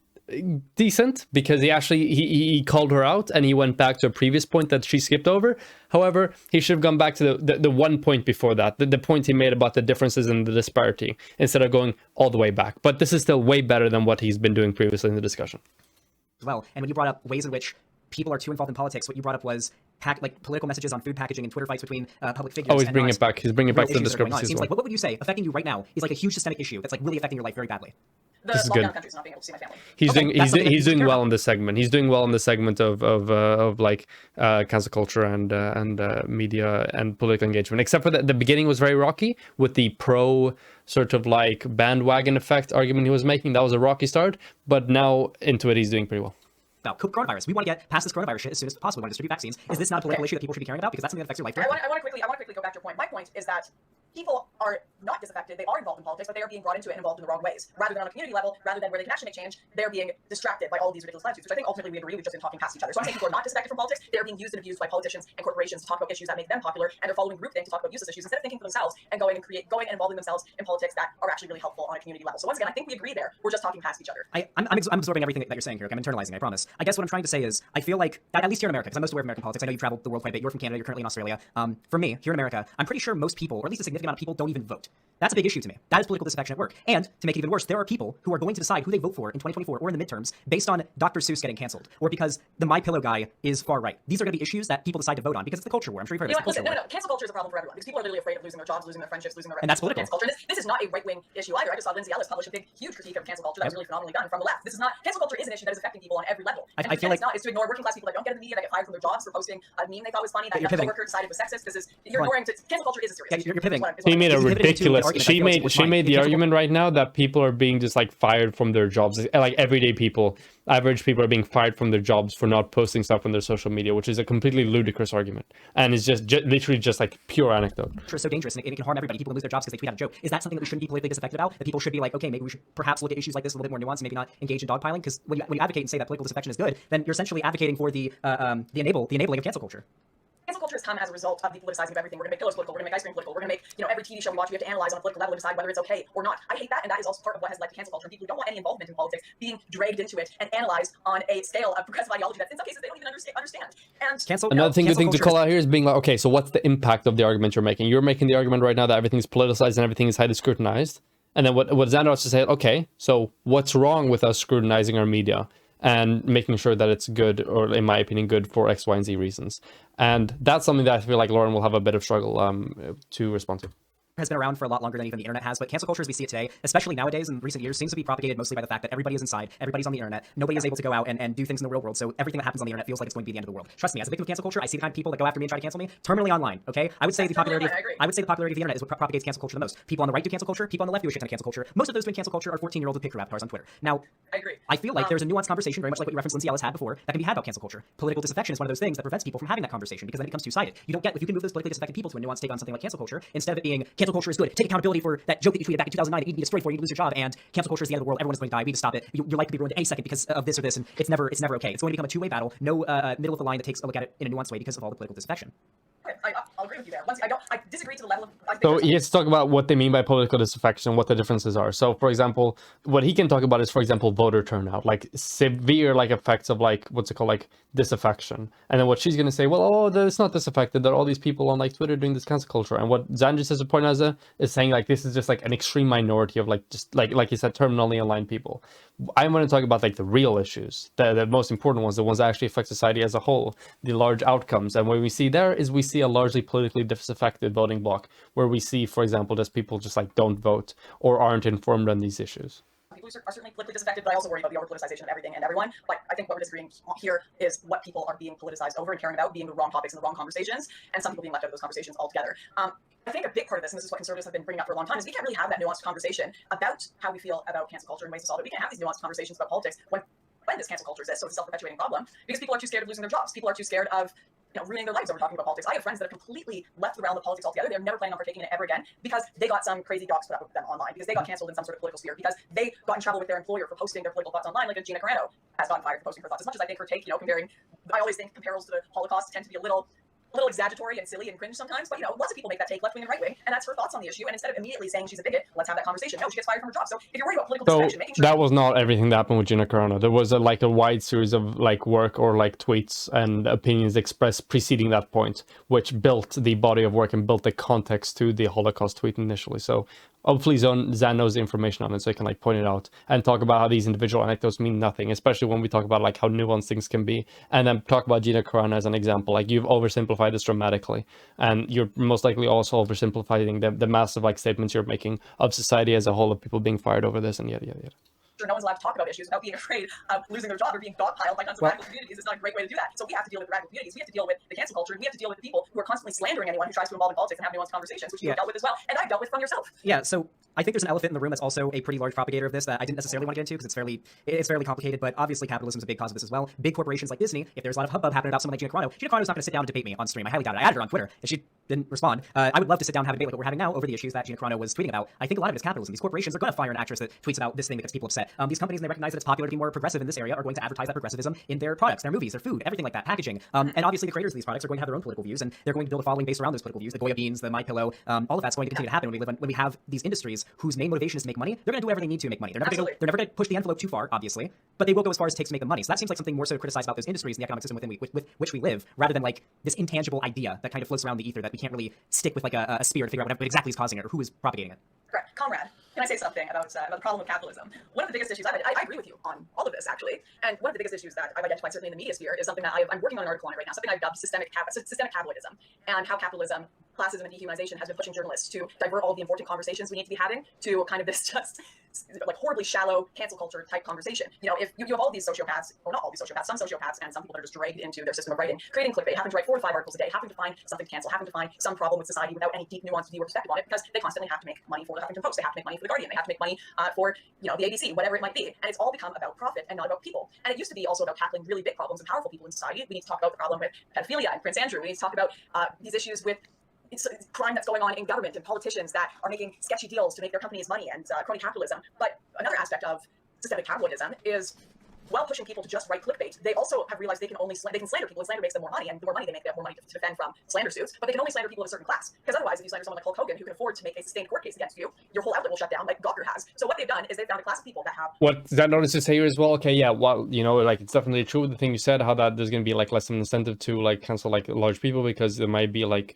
you know, large lawsuits. But on the other hand, like who the fuck cares about like canceling some random person that lives in your town or that goes to your workplace? Like this doesn't really happen in large, you know, like on a large scale, and she would need to provide a resource for that. So it's like it is sort of like counterbalances to all of it, right? So while wealthy people and property people and influential people are probably going to be accused more and like be canceled more because they are larger, they're more influential, people are going to want to target them more and just talk about them more in general, they will be able to like mount a lawsuit against that and take proper legal defense for that. Now, if you talk about the other thing, you talk about regular everyday people, most everyday people are not able to do that, are not able to mount a lawsuit, but on the other hand, there isn't the same incentive to cancel them or whatever. So it's a counterbalance there, which suggests that it's not like as big of a systemic problem that the right and that Lawrence Southern is making it out to be. Lots of views, have lots of eyeballs on them, but don't have the same amount of money, and just happen to be in direct competition with the mainstream media, which is YouTubers, and they've made them the main target of all of their slander, harassment, saying we're horrible, horrible bigots, we're ruining politics, whilst ignoring these genuinely wealthy, powerful people. Because once again, it's not money. They know we can't sue them. They know we can't shut down their companies, because the average YouTuber's salary, you have to pay 3 years of it to go with the defamation case. And we need to address that. We need to address these problems. Yeah, of course. I'm not this like hardcore. We need to have just a capitalist free market where you can sell babies heroin and have them working in your of course. bauxite mine for $2 an hour. Yeah, of course. I feel like this was a bit of a departure from what I was talking about, but I feel like we're moving into we have, but it's fun. But I feel like this goes back to the political disaffection. People are being sold what sells, and it's mostly not like serious political issues. How many people do you think, if you ask right now, know about the Uyghur genocide happening in China right now? Most people probably don't, because that kind of news doesn't sell. So that's what I'm talking about when I say that I want to fight against political disaffection. I feel like that's a huge problem. So why do you guys not attack the media, who have been such a problem in this? This has been a completely largely, if you look at it, the conservatives have been the ones that have been battling with the mainstream media, saying these guys are lying. Okay, what she's doing here is she's conflating battling with mainstream media as talking about completely like irrelevant shit that isn't important. Like small cases of like, you know, like minor cases of cancel culture, or them reporting on like smaller stories or like whatever. That's what she deems as like criticizing the mainstream media. They're not criticizing it in the same way that like leftists are criticizing it. I think Xanderhal's about to point this out here. Attack the mainstream media. They do it for the wrong reasons and from the wrong position. I attack the mainstream media. That's what the wrong reasons are. Investigations. You can have independent journalists that investigate these things. When like so when I attack the mainstream media for slander, you think I'm doing it for the wrong reasons? Can you give me an example of this? So, like, let's say the New York Times falsely published that the Christchurch shooter donated to me, and this was republished in multiple different outlets. They then deleted their tweet, but the other outlets had already republished it, so they didn't correct it, and now tons of people think this actually happened. Is that something worthy? So, questioning the mainstream media for? So the Christchurch shooter donated to a organization that I believe you worked with for Borderless, I think was what actually happened. And No, none of that happened. from my understanding, Which it was organization? in Bulgaria. It was in Bulgaria. It was a Bulgarian like militia that was searching for like illegal refugees in the woods, and that organization was associated with like actual. I can't speak on this because I don't know exactly what happened. Like white supremacist other organizations, This and they is the donated first time that. hearing of that, and that wasn't the claim. I'm not claiming that you knew about that, but I'd already learned about that, and I knew that. So I understand where you're coming from because I'm pretty sure the Christchurch shooter didn't donate to you. That's not even the claim the New York Times made, and I've never heard of that, and I feel like I would have heard of it by now if that were even remotely true. Oh, was it Generation? Maybe you can send that to me. Yeah, sure. I can whenever if you want me to. I have to do it off screen. Anyway, so the point there is that they are spreading demonstrable slanderous lies that ruin people's lives. Did and not correcting it. Did they correct it? Did they remove it from the article? No, they just deleted their tweet about it, and then all these other publications had already shared it and shared the tweet and cited the tweet, and they never posted a correction. Then you're losing out on a lot of money right now. I know it's expensive, but the payoff. No, I'm not. Do you know how much the average? You can sue for that. You could if you can prove that these media outlets knowingly lied about something you can objectively prove to be untrue. That there's no evidence anywhere that the Christchurch shooter actually donated to you. You can make quite a bit of money off of a suit for that. Do you think I haven't talked to lawyers about this? I believe the quote directly from my lawyer that I spoke to last month was, "Lauren, defamation is a rich man's game." And this is where the classism comes into it once again. Oh, classism is a big issue. Don't get me wrong. I know about slap suits, but like, if you can. Let me ask you, Xander, do you have 100K just? No, I don't. You're much larger than I am, though. Well, then you couldn't do it either. I don't have 100K sitting around. I don't know how much people think YouTubers make, but people don't just have hundreds of thousands of dollars that they just throw away. Plus, in the States, you have to be able to prove malice. You have to be able to prove all these extenuating factors. So the media are able to get away with so many lies, so much dishonesty. I'll even point out the ABC here. I actually need to go and correct it today. I've been meaning to because I accidentally believed. So once again, he's engaging way too much with these anecdotes. And especially this is her individual anecdote as well. This is an anecdote of an event that you can both research on and give opinions. This is like probably the best position that Lauren can be in, because not only are you not talking about the issue as a whole from a systematic perspective, you're talking about an anecdote. And not only are you talking about an anecdote, but you're also talking about her anecdote. And she can make up literally whatever right now. And there is no way that Xanderhal can call it out. Because he just doesn't know. He can't have that information. He can't prove on the spot that Lauren Sutton is lying here. Apparently, someone is saying that a lawyer in Demon Mama's community pointed out that she's lying. So that's entirely possible as well. And once again, the best thing Xanderhal can do here is just like completely move away from her anecdotes. But we'll see how long he engages with this. The ABC, who shared a video of this dance crew twerking in front of a bunch of, like doing kind of twerk style dance in front of the launching of a military ship. And the Governor General was there and all these high up individuals. Okay, no, Xanderhal was doomed to lose this debate from the beginning. He types with his pointer fingers. He does the chicken legs, chicken finger typing method. Okay, no, it's over. Never mind. It was doomed from the get-go. And the way they do these ships adopt the historic names of military boats that have already gone out and set sail. People who have died, ships that have been kind of sunk, or not kind of sunk in World War II. And the idea is when you give them the same name and rename them, the crews never die. They live on. It's a very important ceremony. I feel like this is like a really big pivot, but I looked it up right now, and it does not seem like defamation suits are nearly as expensive as you made them out to be. Wait, can we get back to that? I just want to make this point here. Okay, sure. So I initially shared it. Okay, hopefully he gets back to this. Hopefully Xanderhal remembers to revisit this. Read your audience. This looks ridiculous. What are you guys doing? Everyone looks so uncomfortable there. Turns out, actually, the dance crew were the victims. They went to go hire an Aboriginal dance crew to do a kind of Aboriginal dance to open the ceremony. And the dance crew asked them, "Would you like a contemporary, more pop culture dance, or would you like a traditional dance?" Whoever hired them said they wanted the modern pop culture one, so they did that. And the ABC went on to edit the Governor General watching when he wasn't even there, concocting this entire situation that made the dancers look horrible, that made it look like they're just disrespecting the Governor General and mocking this, when none of that occurred. And this happens on a daily basis, both towards the right-wing audience will get outraged over it, and a left-wing audience will get outraged over it. And we cannot have proper conversations about politics. We cannot have any sort of real battle against the problems caused by the powers that be. Wait, hold on, you're going on. You're gish mouthing. Exactly, good. Misinformation. About time. And we are getting so much misinformation. Okay. That's the point I'm making. But sorry, go ahead with the defamation case. I can show you need to say this.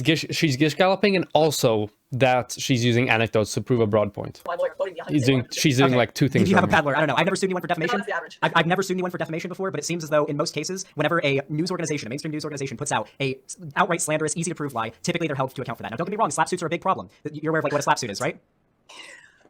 Sorry, explain that. I'm just getting over it. No, most mainstream outlets are not held accountable for slander, and it's so difficult cross-border. It is so difficult. Once again, you have to be able to prove malice. There's a statute of limitations, so if you don't do it within a year, you can't sue them anymore. There are so many. This is where you might need data to talk about, or like a broad statistic that you can point to, or something, because you're just going to get stuck here forever on anecdote versus anecdote. And this is where preparation is very important, and stuff like this, and reconciling issues like this. Extenuating circumstances that would not be included in what you just looked up in your Google search. I really would encourage people to look at the story, which surprisingly was finally covered properly by BuzzFeed, about a Polish family. I have to find the name. Polish photographer.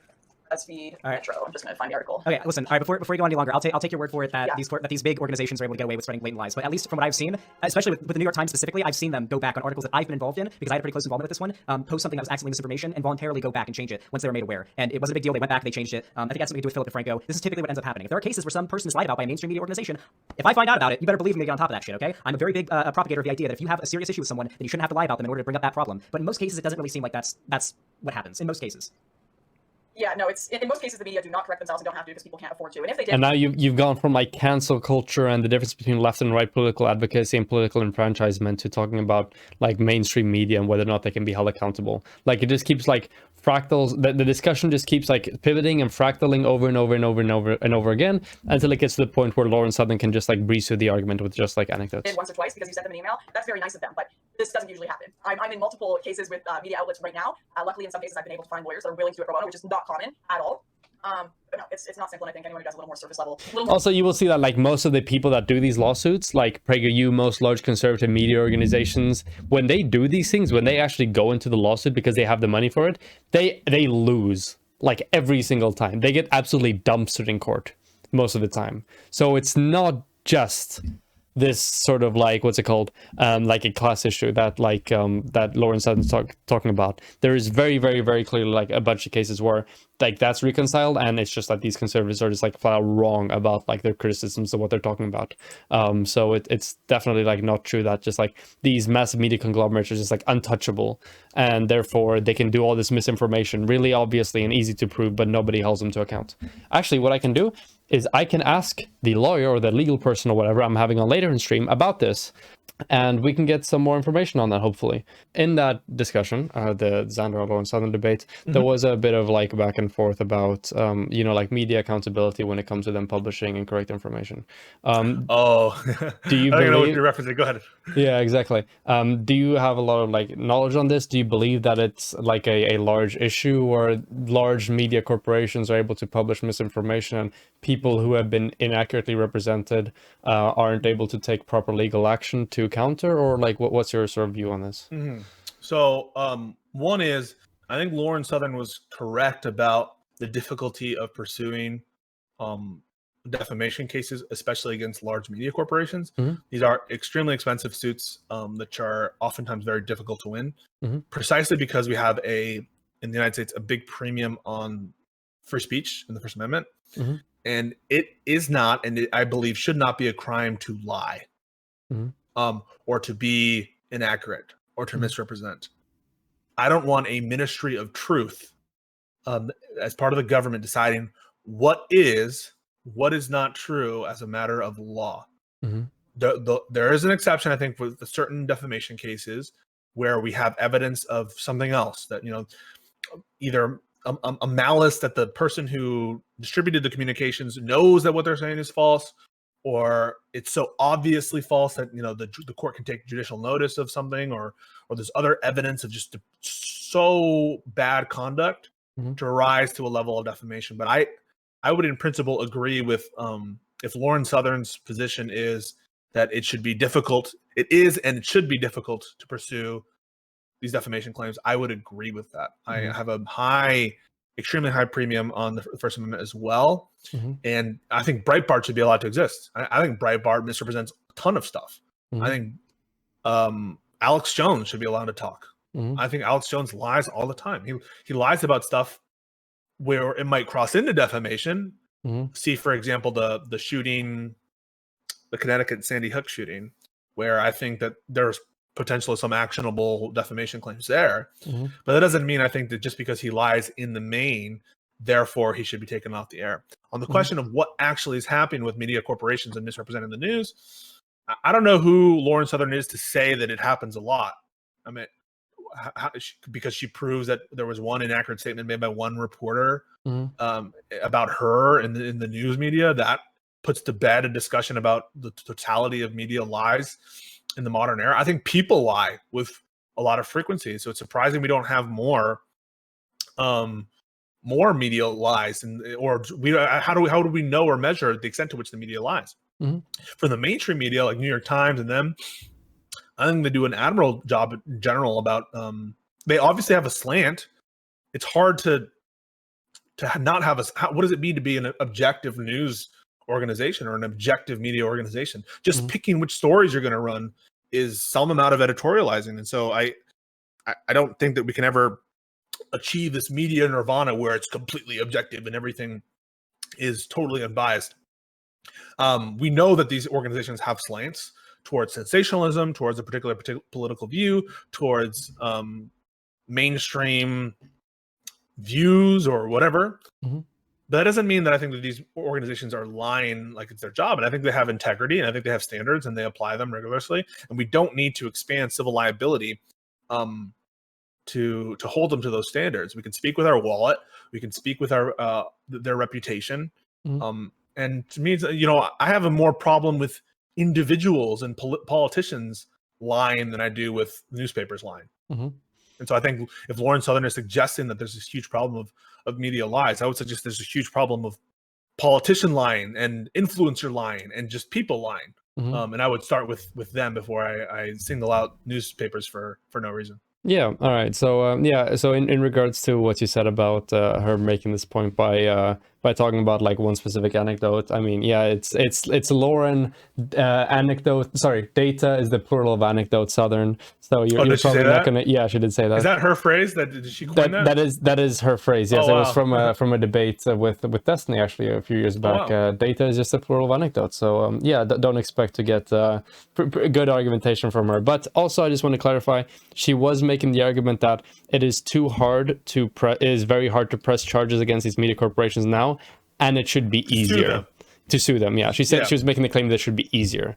That's stupid. I mean, doesn't Lauren Southern, wasn't she talking about how she's a free speech person and that she doesn't want people to just listen to consensus, and she doesn't want people to have these organizational truths, and she was scared of communism and fascism and Nazism. If you're worried about, she strikes me as someone who would like read Orwell and be like, yeah, it's absolutely right. This is 1984 type stuff.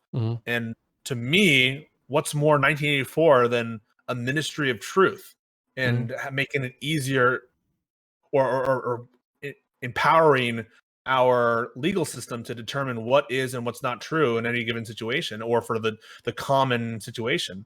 So I'm sure I disagree with her notion that it should be easier to pursue these cases. And it also kind of chills speech. If you have infinite liability for potential speech and you have to be worried about being 100% correct all the time, it's going to prevent and it's going to encourage people not to speak.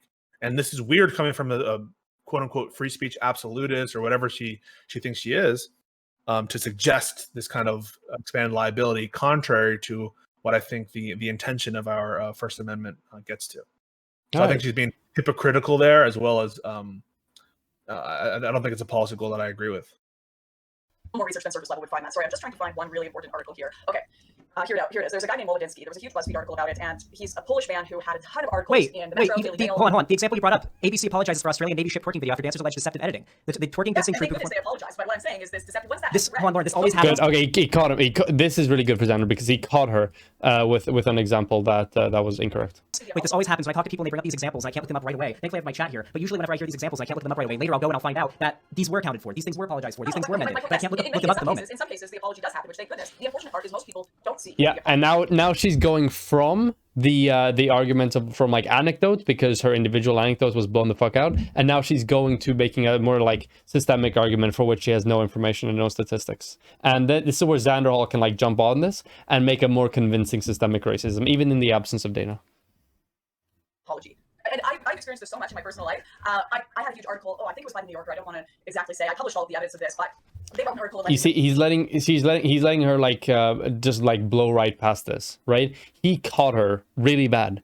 You know, he completely got her there, and he could easily stay on this topic for like an easy 5 minutes talking about, you literally just lied about this, you're misinformed, what does this say about your broader level of argumentation, this is the common pattern I see among conservative political commentators, yada yada, and just stick on this. But what happened there is Xanderhal began his like blowing her the fuck out, and then she just interrupted him, and now she's talking about something completely differently.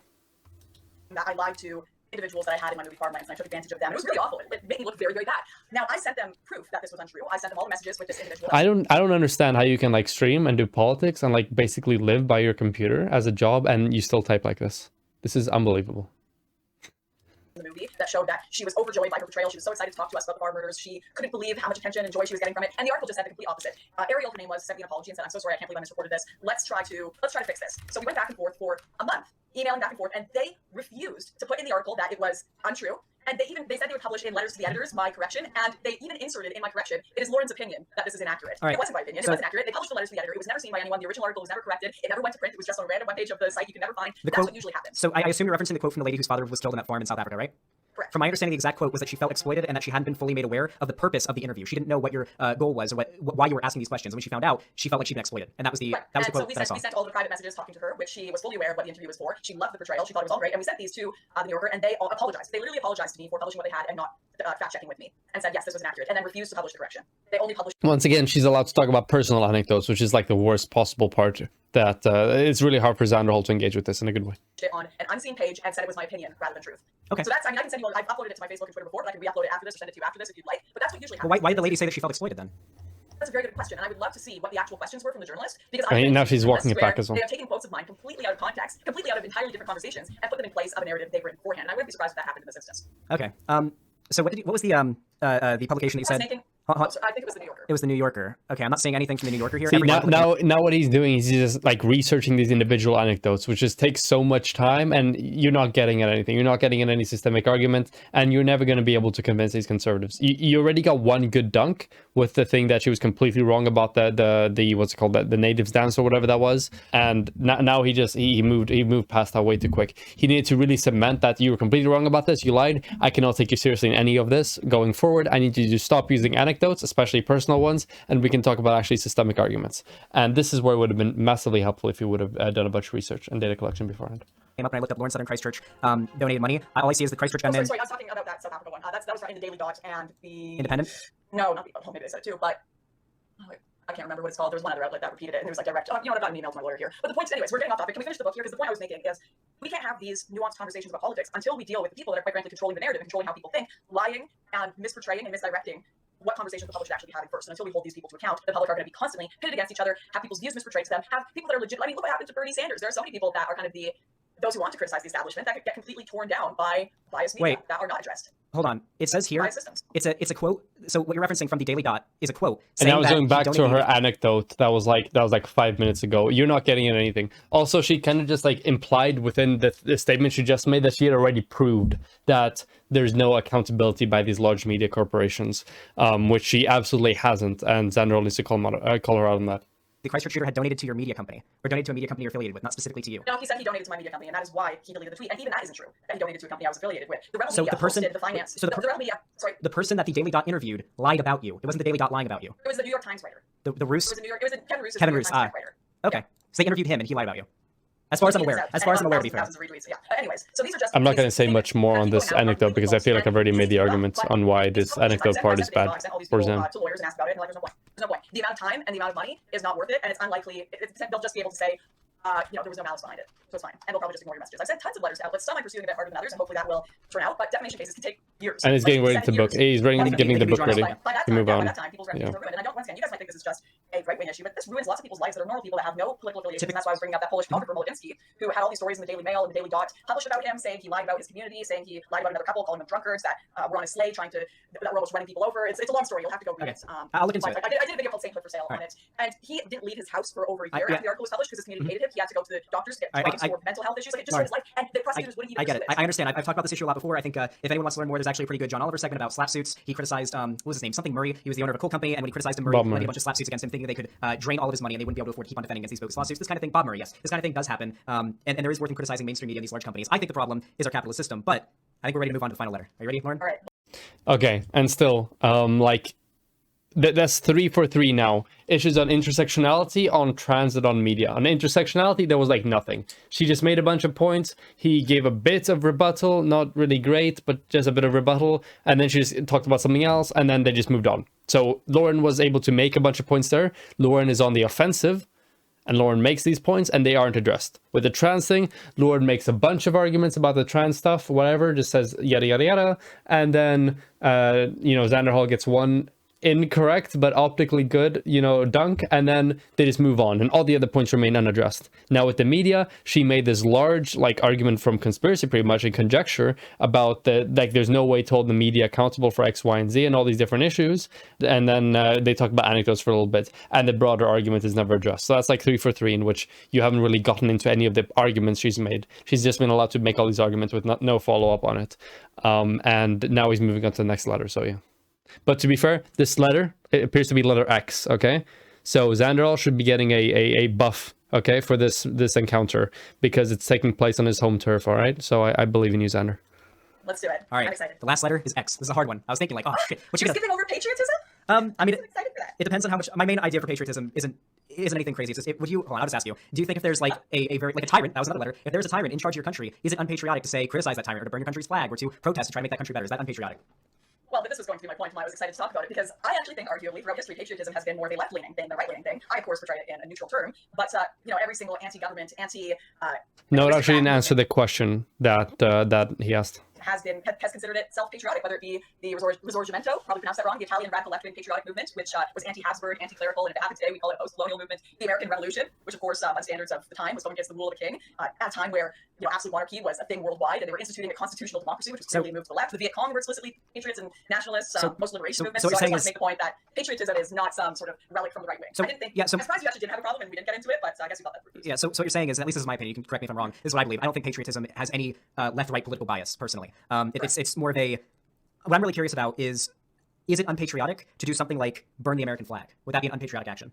Good. He reframes it from to the question. Love your country and the people in it, sometimes even over the government or the powers that be. It's about the people, and that flag, I'd like to think, is a symbol of the country and not necessarily the government. And that's been the case throughout all of these revolutions in history. The revolutionaries, liberation movements have waved their country's flags at some points, even while opposing the current governments. So I do think it's unpatriotic to burn your flag. I completely disagree. I think that the fact that, at least, I know you're Canadian living in Australia, I'm American. Here in America, I think that burning the American flag is the most patriotic thing you can do, because we're in a very privileged position where we have the right to criticize the government, which a lot of people in a lot of places in the world don't have the right to do. There are laws against burning the flag in a lot of other countries. Our veterans, our soldiers fought for our right to be able to criticize our government. And if that takes the form of our freedom of speech, our freedom of expression takes the form of burning the American flag, because we want to make our country better, and we are trying to demonstrate where we feel like the country is right now and how it needs to be improved, I feel like that is the most patriotic thing that you can do. Burning the symbol that represents the country. Because the flag is supposed to be a symbol of the country, not necessarily the government of the day, as the flag stays the same throughout all of the governments. No, come on, let's be real.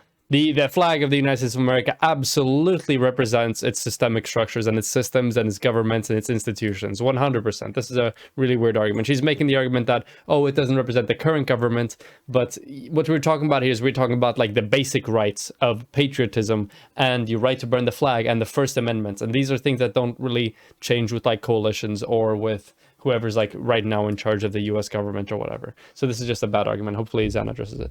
Government runs the country. It's not. I don't think so. I think the country is the people in it, and the government are just some people we put in as organizers that are supposed to be responsible to us, and not the other way around. But this doesn't have to just be referring to the government. You can also be criticizing the culture of your country. Well, you could say the same thing. Then you could, if she thinks it talks about the flag talks about the people, Zan can make the exact same argument. Well, no, it doesn't, because the same flag has been used for all types of people throughout the entirety. It doesn't have to do with the people of the United States of America today at all. The one thing that's consistent with the use of the flag is the state of the United States of America, the government, the institutions, the systems, yada yada yada. Or behavior, things if the flag were a symbol of just one government at the time, like they switched it and they're like, this is officially the flag of the Republicans, that would make sense. If you went out and you were opposing Trump and burning a MAGA flag, that makes sense to me. But to burn the American flag just seems like even if you were burning the American flag just for fun, just because you were like, I'm just gonna burn it. That action is patriotic because I think it's unpatriotic and dumb. Burning the presidential effigy and effigy of the president, that may be patriotic if the president is being a president horrible to the people, sure, but I disagree with you on the flag point. All right. My reasoning for why I think it's patriotic to burn the flag is because you're exercising a right that is pretty unique to Americans, where you are allowed to burn the symbol of your country, because a lot of people don't have that right. And America's all about freedom, exercising that freedom to do something. So if people go in the street and start yelling the N-word, is that patriotic because they're expressing their right to do it? And they're in America, they have the right to do that. America is Okay, interesting argument, Lauren. Pretty racist, so yeah, it could be pretty patriotic. That is patriotism to you. If America to you is about racism, then yeah, that would probably be pretty patriotic. It's a subjective thing. Oh, you think patriotism is subjective? Absolutely. Many people believe criticizing the government is unpatriotic. Patriotism is letting your country, wanting the best for your country and the people in it. Because I would argue that that's most people's opinion on it. The word patriotism has a definition. The only thing that differs is how you think we should make the country better. And if you think that people, I don't think there's anyone, I mean, maybe, I don't think there's anyone that thinks they're making the country better by yelling the N-word in the public square to rile people up. What is better is subjective. People who wish slavery would come back believe that they're not being slavery is unpatriotic. So of course, if somebody believes that, they'd be going out in the street yelling the N-word. Maybe I just disagree with you because I don't think either of those things make the country better. But would you agree that at least the definition of patriotism is wanting the best for your country and wanting it to be a better place? And this is why in some instances I consider Black Lives Matter activists if they truly think, And here's the thing: when you bring it back to like a really generalized thing at the end, it kind of looks like they sort of agree, You need to very explicitly state that, okay, we disagree on this, this, and this. I made arguments for this and this. I think my arguments are better. But when it comes to like part of the characterization of like generally like what patriotism means, yeah, there's like a shared definition here. But the fact that you don't believe that, you know, like that burning the flag is patriotic, for example, is really dumb because of X, Y, and Z reason. I think he's being a bit too friendly. The police is going to make the country better. They can absolutely be patriots too. Okay, yeah, we don't disagree there. But I believe that like criticizing your ability to have like freedom of speech, for example, criticizing the state of the country, the culture of the country, all of that is patriotic because one of the core, the First Amendment is about having the right to do that. To even criticize your right, the First Amendment grants you the right to criticize having the right to criticize the First Amendment. You can go back as far as you want with that one. No, I believe that's patriotic. I don't disagree with you that you should. You know, I know some people disagree with me on the right, but sure, I don't think you should be tackled and be pepper sprayed or put in jail for burning the flag or criticizing the country. I don't think that's. I know a lot of people who do believe that. I'm glad you don't. I would disagree with someone who argued that was improving the country. That's where I would go, especially if because I also made the argument before that. You know, sometimes you have to be offensive to make critiques of the powers that be and some of the social systems that be. That's been the basis of a lot of my political activism historically. And so I definitely wouldn't disagree with you there that sometimes you do have to be offensive to criticize the powers that be. I just would disagree that there's like, I don't think the burning the flag is making that much of a point anymore since people have done it so much and it's really not owning anyone anymore except for maybe their own image of. I'm glad working towards. Oh, sorry, go ahead. I'm glad that the burning the flag thing isn't a very currently relevant thing going on in politics. It's not like part of the culture war narrative. Yeah, that's what I mean. It does seem like these issues, like I remember back in 2016, everybody was arguing over the right to burn the American flag. But are you ready for X? I was thinking, how are you gonna rhyme X? There are not a lot of words that start with X. However, yeah, I was really surprised when I saw X is for Xanderhal. I was pretty surprised. I didn't know that you were so aware of me. No, but X. Yeah, you're welcome. X is for censorship. Yeah. X is for censorship. Zulos, I hope I'm pronouncing this right. Xylophone or xenon. There are so many ways. God, I'm already flustered. There are so many words I could lean on. X isn't only a letter though. It can be very dangerous. So you should know. X is the symbol of censorship. Free speech and thought are what that seeks to trip. Or to strip? Nah, I can't read. Censorship's dangers are vital to know because X about as ironically as many times as my name has letters. So that could just be censoring Xanderhal. That's my headcanon. Those X's are censoring my name. That's why it's dangerous. Because Xanderhal. Oh, are you getting curious? What's blocked by that X? Sorry, they censored that part of the text. You'll never know what it said or might say. This is why censorship's never. Okay, so we're gonna do a bit of a what's that one YouTube channel where they ask like the rapper, they like play a bit of the rapper's lyrics and they're like, okay, so what were you thinking? What did you mean by that? What were you thinking? I forget what it's called. It's like Genius, yeah. So what were you thinking when you came up with those bars? Well, let me tell you. Now, generally, I think that censorship is not a great idea. I think throughout history, it has been used to shut down dissident voices. It's been used to shut down criticisms of tyrannical governments. It's been used to shut up voices that we really need to hear, all sorts of perspectives, whether left or right. And as a general rule, I don't think it's a good thing. I'm sure you're going to sit here and try to pull up the exceptions, try to see if you can get me on one of those. But once again, it's a kid's book, not a political textbook. It's a general rule. Once again, she's falling back on the argument of the book, and there's no way to really recover from this. And it's too late in the debate now to do what I said initially, which is like acknowledge that, okay, you know, I was a bit preemptive when it came to my criticisms of the book, but yeah, you're too deep in now. Okay, you're too deep in. There's not really much to argue. Yeah. I'm curious. What is your definition of censorship? Like, how broad is it? Well, the shutdown, especially on a political level, legal level, of people's First Amendment rights, being able to have a conversation, and even on a private level, I would argue that I have problems with corporations that are supposed to be platforms for free speech, like Twitter, Facebook, and YouTube, that have claimed publicly, you know, we want people to have open debate, shutting people up because they are criticizing authorities, or shutting people up because they have opinions that aren't necessarily deemed to be within the status quo. So just this morning, with no explanation, James O'Keefe lost his Twitter account because he's been putting out leaks of CNN saying they deliberately tried to sway the election using propaganda. I think that's really worthy to talk about, whether our media are unbiased or whether they're deliberately trying to influence us in political ways. And his account was shut down. Now, we haven't really given an explanation for that yet. Maybe it was because there's a legal suit behind it. I don't know. Maybe there's an explanation. But if there's not, I think that's a very wrong thing to do and very dangerous because then people can't see critiques of authority and genuine wrongdoing. So you bring up a lot of examples, so I want to make sure I got ahead on this one just because I'm a very curious boy. I like learning about things. And it seems like the reason that Twitter banned James O'Keefe was for violating its platform manipulation and spam policy. I guess what he did was he had multiple accounts going and he was making stock accounts. Well, I'll have to see proof of that because I doubt that's necessary since he just kind of sends out like when he comes out with it. Okay, well, I guess these anecdotes aren't that bad when you can just make a simple Google search and disprove what she's saying, I suppose. But yeah, I don't know. Overall, I feel like, you know, especially on these topics that Xanderhal prepared, which is like intersectionality, the trans stuff, the media stuff, it really feels like he should have like a bunch of like research behind the points he's making, so he can really like just completely destroy these anecdotes and be like, this is irrelevant. Let's talk about the actual reality of the situation. This video, he'll DM people, including me, and say, hey, do you want to share this? I don't think that would be necessary, but if it is, then fair enough. You know, if someone's genuinely violated the terms of service, if someone's genuinely done something wrong, I'm against that. But, you know, you see, I think that censorship can happen in lots of different ways as well, and you see it. Okay, sorry, I'm getting into a bit of a rant here. So she's completely pivoting. She's completely dropping off, and Xanderhal isn't calling it out. No, we are going to arrest you if you have socialist opinions. No, we are going to arrest you if you have nationalist opinions, or if you speak out against Stalin. We're just putting you in front of a firing squad. That kind of censorship, we'll just keep it basic like there, because we can get into all the convoluted stuff happening today with big tech, but that basis, that's what I'm talking about, is, you know, genuine oppression and government shutting up and censoring genuine critiques and genuine questions and concerns about powers that be. Okay, so you're cool with like TOS, or like, are you cool with like Twitter TOS? Like if someone breaks the TOS that you agree to, then someone getting banned, that's completely okay?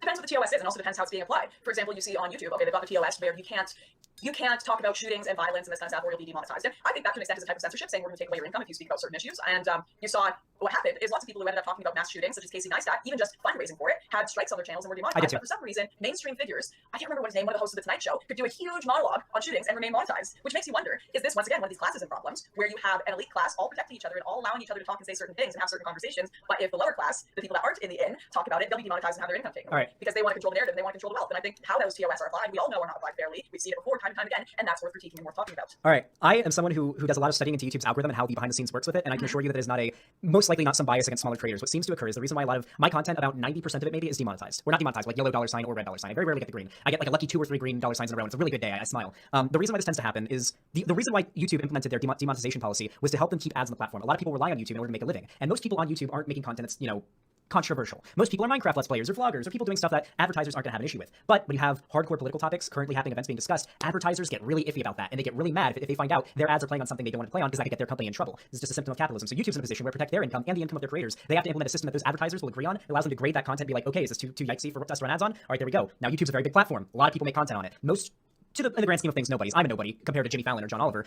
Most of these people like us cannot be graded on an individual level by YouTube. Maybe we'll get lucky, and if we submit a regrade of our videos, a review, then maybe we'll get the green $sign, or an actual person will review it more closely. But that usually can't be done. But someone like John Oliver, Jimmy Fallon, larger figures that have a larger media presence, typically YouTube can trust them not to break their TOS or do anything that advertisers would get mad about because they run on TV and they get advertisements there all the time. So this is more of a capitalism problem than a elite is keeping the little guy down problem. That's a decent argument when it comes to YouTube censorship specifically. I don't know. I feel like you should make this, once again, like most of these issues, make a broader argument. So make a broader argument from intersectionality, about trans stuff, about media as a whole, about censorship as a whole, who's propagating it, where does it stem from, is it good, is it bad, yada yada yada, instead of talking about specific instances of like Twitter people or YouTube people being like censored from private platforms.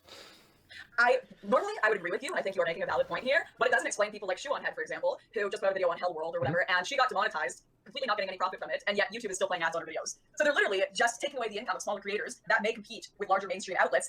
Wait, did you just say Shuonhead is a smaller creator? Wait, where do we define small? How many subs does she have? Doesn't she have like 5 mil? She has 2 million. Okay, I don't know. Maybe this is a smaller creator. Who knows? And well, still keeping advertisers. This is why these types of arguments are kind of like I don't know.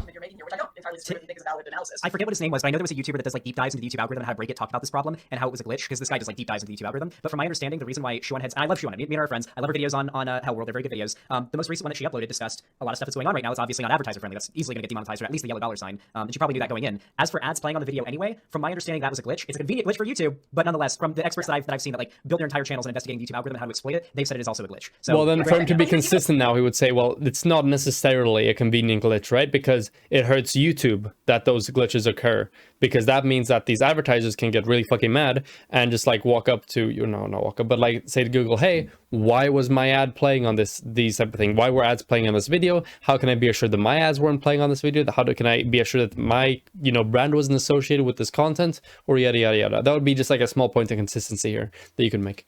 The point you've made there, which is they can trust these mainstream media outlets more and know that they're going to be more safe with advertisers, that's still a continuation of implementing and supporting the class system that tries to prevent poor, lower class, smaller creators from breaking into the big time and making money off doing it. And I think that needs to be questioned and that needs to be challenged. And I also, I think most people would agree, left wing or right wing, whatever their views may be, that we have seen over time the TOS not applied properly. We have seen it unfairly applied. And if I'm wrong, if the TOS is never being misused, if it's always correct, maybe I am wrong. I don't know. I don't think I am though. Sure, TOS can never be applied completely equally until we have like with Twitter, YouTube, all these systems, these are all run by algorithms and bots. Typically, unless it's something that gets a shit. You also need to ask her, like, okay, she's just providing a bunch of criticisms right now. That's all Lauren is doing. She's saying, oh, the system right now isn't perfect because X, Y, Z. Xanderhal has to ask her, okay, so what's your alternative? What's your model? What do you think we should do about it? That's the way he should have taken it at this point, because that would have like come off a lot stronger. And it's a lot easier to like when she has a model, when she has a position that she supports, to kind of like address it from that direction, because that it makes it harder for her to pivot away from it. It puts her on the back foot. It makes it easier for you to properly formalize your thoughts. It's just, you typically want to ask like, what's your alternative then, instead of just letting her criticize over and over and over again. media attention, there is no way that YouTube is able to go over I think it's like 4 million hours of footage are uploaded to YouTube every day. It's something insane. Same goes for Twitter. Like millions upon millions upon millions of tweets being uploaded every day. This is all done by robots. And robots, maybe sometime in the future when we have ultra high advanced quantum computing, maybe then they'll be able to perfectly apply TOS. Right now, that's not always going to be the case. The people that are going to have direct action done upon them by the company that runs whatever platform, getting banned or getting unbanned, it's typically going to be done when it drums up a large media frenzy about it, right? Like if it's trending on Twitter that someone was falsely taken down. I mean, I'm pretty close to the YouTube drama community. I've sort of made friends with a lot of those people. They're completely apolitical YouTubers. Also, the argument that like TOS disproportionately affects smaller creators also feels a bit weird. Like, I don't know, if like it feels like if anything, there's going to be more examination and more scrutiny and more like, for example, a risk of like a media shitstorm around a larger content creator doing like weird stuff on YouTube or whatever, and having TOS be struck down on them more. But yeah, I don't know. That makes more sense, at least intuitively to me. On top of that, YouTube is getting better at this. This is something that Xanderhal could mention here. When it comes to a lot of the things, like for example, the YouTube's algorithm, before how it used to work basically is you upload a video to YouTube and then it just gives you a rating. It gives you a green. It gives you green, which is suitable for all advertisers. Yellow, which is like limited. So you're not making anything of it, and not like I am anyway. You know, with the size of my channel. And then red, which is like nothing at all. This is completely ineligible. And what happened before was that you upload a video, you get a rating, bam, it's done. This is what it is. This is how it goes. But now what you can actually do is you can upload a video, and then if you disagree with the rating it's given your video and you've gone through the TOS and be like, hey, this doesn't really make sense, you can do something called request a review, which basically submits a support ticket automatically. You don't need to like fill out a form. You just click request review, bam, done, it's sent. And then what they will have is you will have like 10 people watch your video.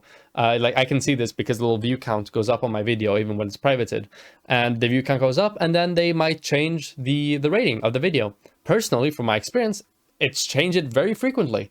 I think I've like requested review like 7 times maybe, and all but one they've changed it to green. So they're making improvements to this to make sure that TOS is applied better, is applied in a better way.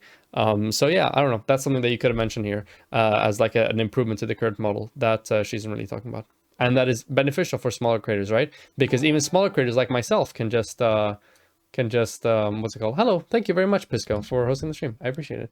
Pisco, by the way, is the person we're going to be talking about in just a few minutes.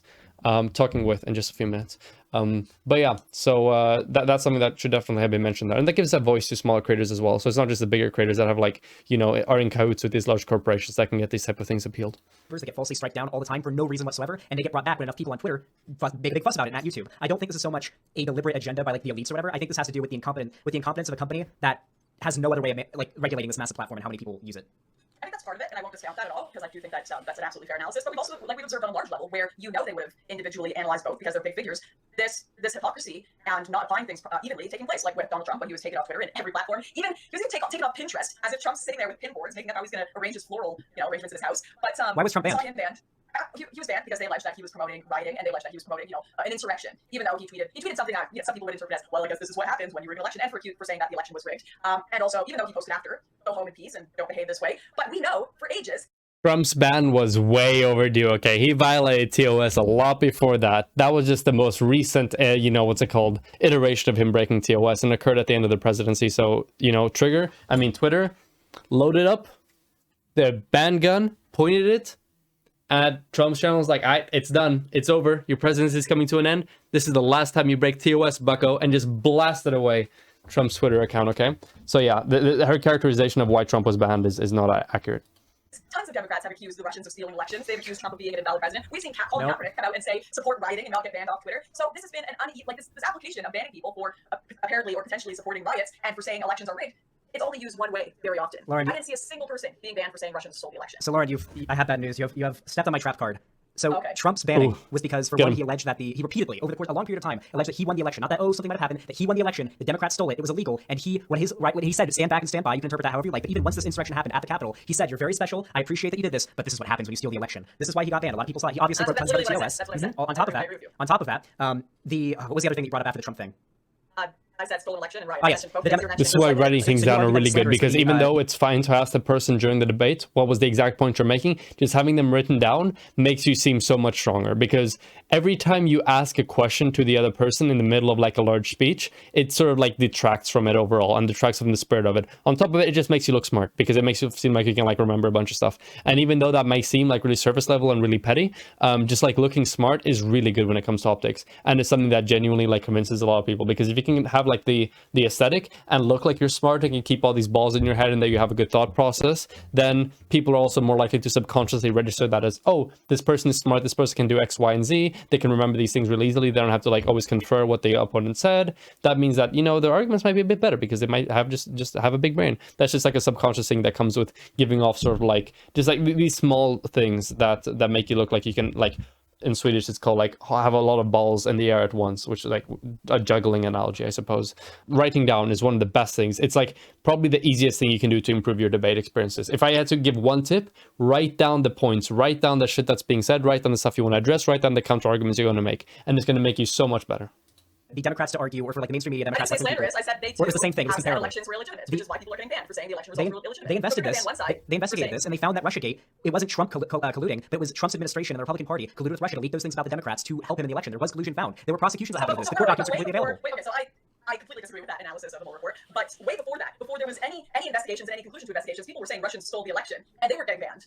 Because it had already been found that the Russians were paying for ads on things like Facebook. That the Russians were working to help. He's doing good in this segment. I think he's doing good in this segment. Now we've discovered that CNN was working to get Biden into office. Is that election stolen? Can I now say the election was stolen by CNN and not get banned? Did CNN hack the RNC to leak information about Trump? No, they said they controlled the minds of people with propaganda to try to get Trump out of office. Can I say that the election was stolen by CNN now without getting banned? I don't think that's Should I be comparable. honest? No, I don't think that's comparable to leaking information from the you're saying party. that because Russians bought bots to spread information, that's stealing elections. I can't say what So, CNN openly says. the reason why you heard people use say- one of the largest platforms in America to try to spread propaganda to get Trump out of office. That isn't the same. The reason why you heard random libs on Twitter saying that the election was hacked by the Russians was because it had already been revealed that the Russians were spreading misinformation on platforms to try to get Trump elected. That's where that came from. The Democrats did not try to overturn the election. It was nowhere near comparable to what Republicans did after Biden won the election. And the reason why now Russiagate ended up being true was because after all the investigations, they found that yes, Trump's administration, the Republican Party, worked with the Russians to hack the DNC and spread that stuff, emails about Hillary. He's doing good. He's doing really good It here. wasn't between Trump and the Russians, to be fair. That's why Trump didn't get in any trouble legally for it. However, people in Trump's administration and people that Trump worked with did, because there was collusion. It was found. The court documents are there. You can look Okay, them let me up. ask you, how much money do you know how much money the Russians spent on ads? Now she's I have no, pivoting a no, bit. not off the top of my head. Now she's pivoting to Russians as a whole instead of specific Russian collusion stuff. So he's doing good here. This is an indication that Zan is doing good. Once again, though, it exhibits the number one flaw in this entire conversation, which is the fact that Zan doesn't revisit points, doesn't call out the pivots, and yeah, just lets her like float around way too much. It wasn't even a fraction, not even a slight fraction of what Biden spent on the election, or even what CNN would spend on a couple days of media. They spent $100,000 on Facebook ads, and you're trying to allege that that's comparable to CNN spending 4 years of primetime TV trying to get their candidate elected. That's Wait, not why are you even going- remotely comparable. Why are you going back to the people? I'm not talking about. Holy shit! I'm sorry. I'm getting a little bit frustrated. I'm gonna try to keep my cool. Okay. Why do you keep going back to comparing what came out from the Mueller investigation and the numerous investigations that were done by the U.S. government to find out whether or not there was collusion between? Okay, Trump's we're getting some administration degree of revisiting here. It contributes to, I guess, I at least I'm getting the overall feel that he's doing a lot stronger here towards the end. and his You election. just admitted there was no collusion between Trump and the Russians. You were saying Trump's you already said administration. that. Trump's administration and his like running party. So what was the exact thing that the Russians did that won Trump the election? The Republican Party and Trump's administration. Now, and you see that question incredibly loaded. What was the exact thing the Russians did that won Trump the election? That is not the argument Zan is making. That is not a question he's burdened to answer. The question he needs to answer is, for example, maybe what did Trump's administration do to collaborate with the Russians to increase his chances to win the presidency? That's the correct question, and he needs to be able to call out, because that's an incredibly loaded question that not only betrays the fact that she's trying to like, is obviously like a bad faith framing of the talking point, because I don't think that she's stupid enough not to recognize the difference there. But on top of that, it puts Dan in a position where he doesn't have to defend it really, and he can make really strong arguments from the ones he's already made previously when it comes to the administration, not Trump himself. Not Trump. People in Trump's administration worked with the Russians to hack the DNC to leak those emails from Hillary's private server. So Hillary was doing illegal things, and that got exposed. That's no And- collusion with the Russians. That's where the collusion thing came from. Okay, so Hillary was Wait, doing I'm not illegal trying to things argue in that favor got of Hillary here. The election was like back in 2016. I'm not trying to argue that. That's collusion. So you're saying people having access to more information, real legitimate information about what the other candidate was doing, won Trump the election. Okay. Wait, people went to jail for colluding with the Russians. Okay, We're- Yeah, okay. So now you just relentlessly make fun of her for her like pathetic understanding of what collusion means. Rose Venus asked, "Do you think Zan shouldn't have done this debate?" I think he 100% should have done two key things. If he would have three key things. If he would have done these three things, this debate would have been phenomenal, okay? Number one, started on better terms or spoken previously to settle on certain debate topics and not on the book. Having this be centered on the book is awful. Zan is in such a losing position. I made this point a bunch previously, so I'm not going to talk about it a lot. Number two, Xanderhal really should have done the research on the topics that he knew he was going to bring out, like large statistical things like studies, broader trends, so that you can really effectively not only counter the anecdotes that Lauren is providing, which you can defeat in one Google search, but also provide a counter, like also provide your own version, your own model, your own argument, with that has a lot more like backing to it. That's point number 2, more research. Point number 3, be familiar with common debate tactics, like the insane amount of pivoting, like gish galloping, and taking the relevant measures to adjust for that. So calling out the pivots and revisiting previous points. Those are the 3 things Xanderhal could have done in this debate to make it go so much better.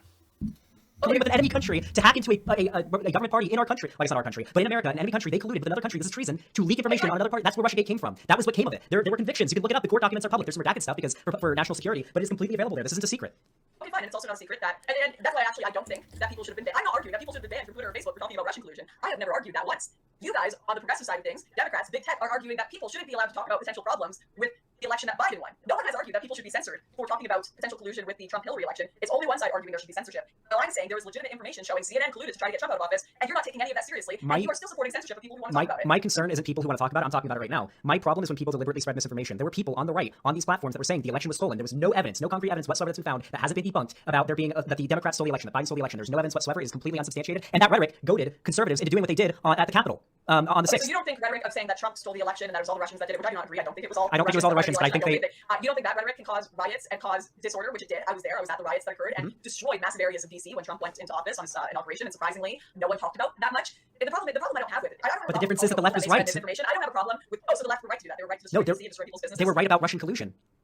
Okay, so good why point. were people banned right away before Good point. any investigation had properly taken place? And you know what? It looks like Trump supporters were right that there was some form of Investigation was taking place. which is with CNN propaganda. This is good. That's not what Xanderhal reading is doing a good point. collusion. Okay, so When it comes to nobody argued the election was rigged.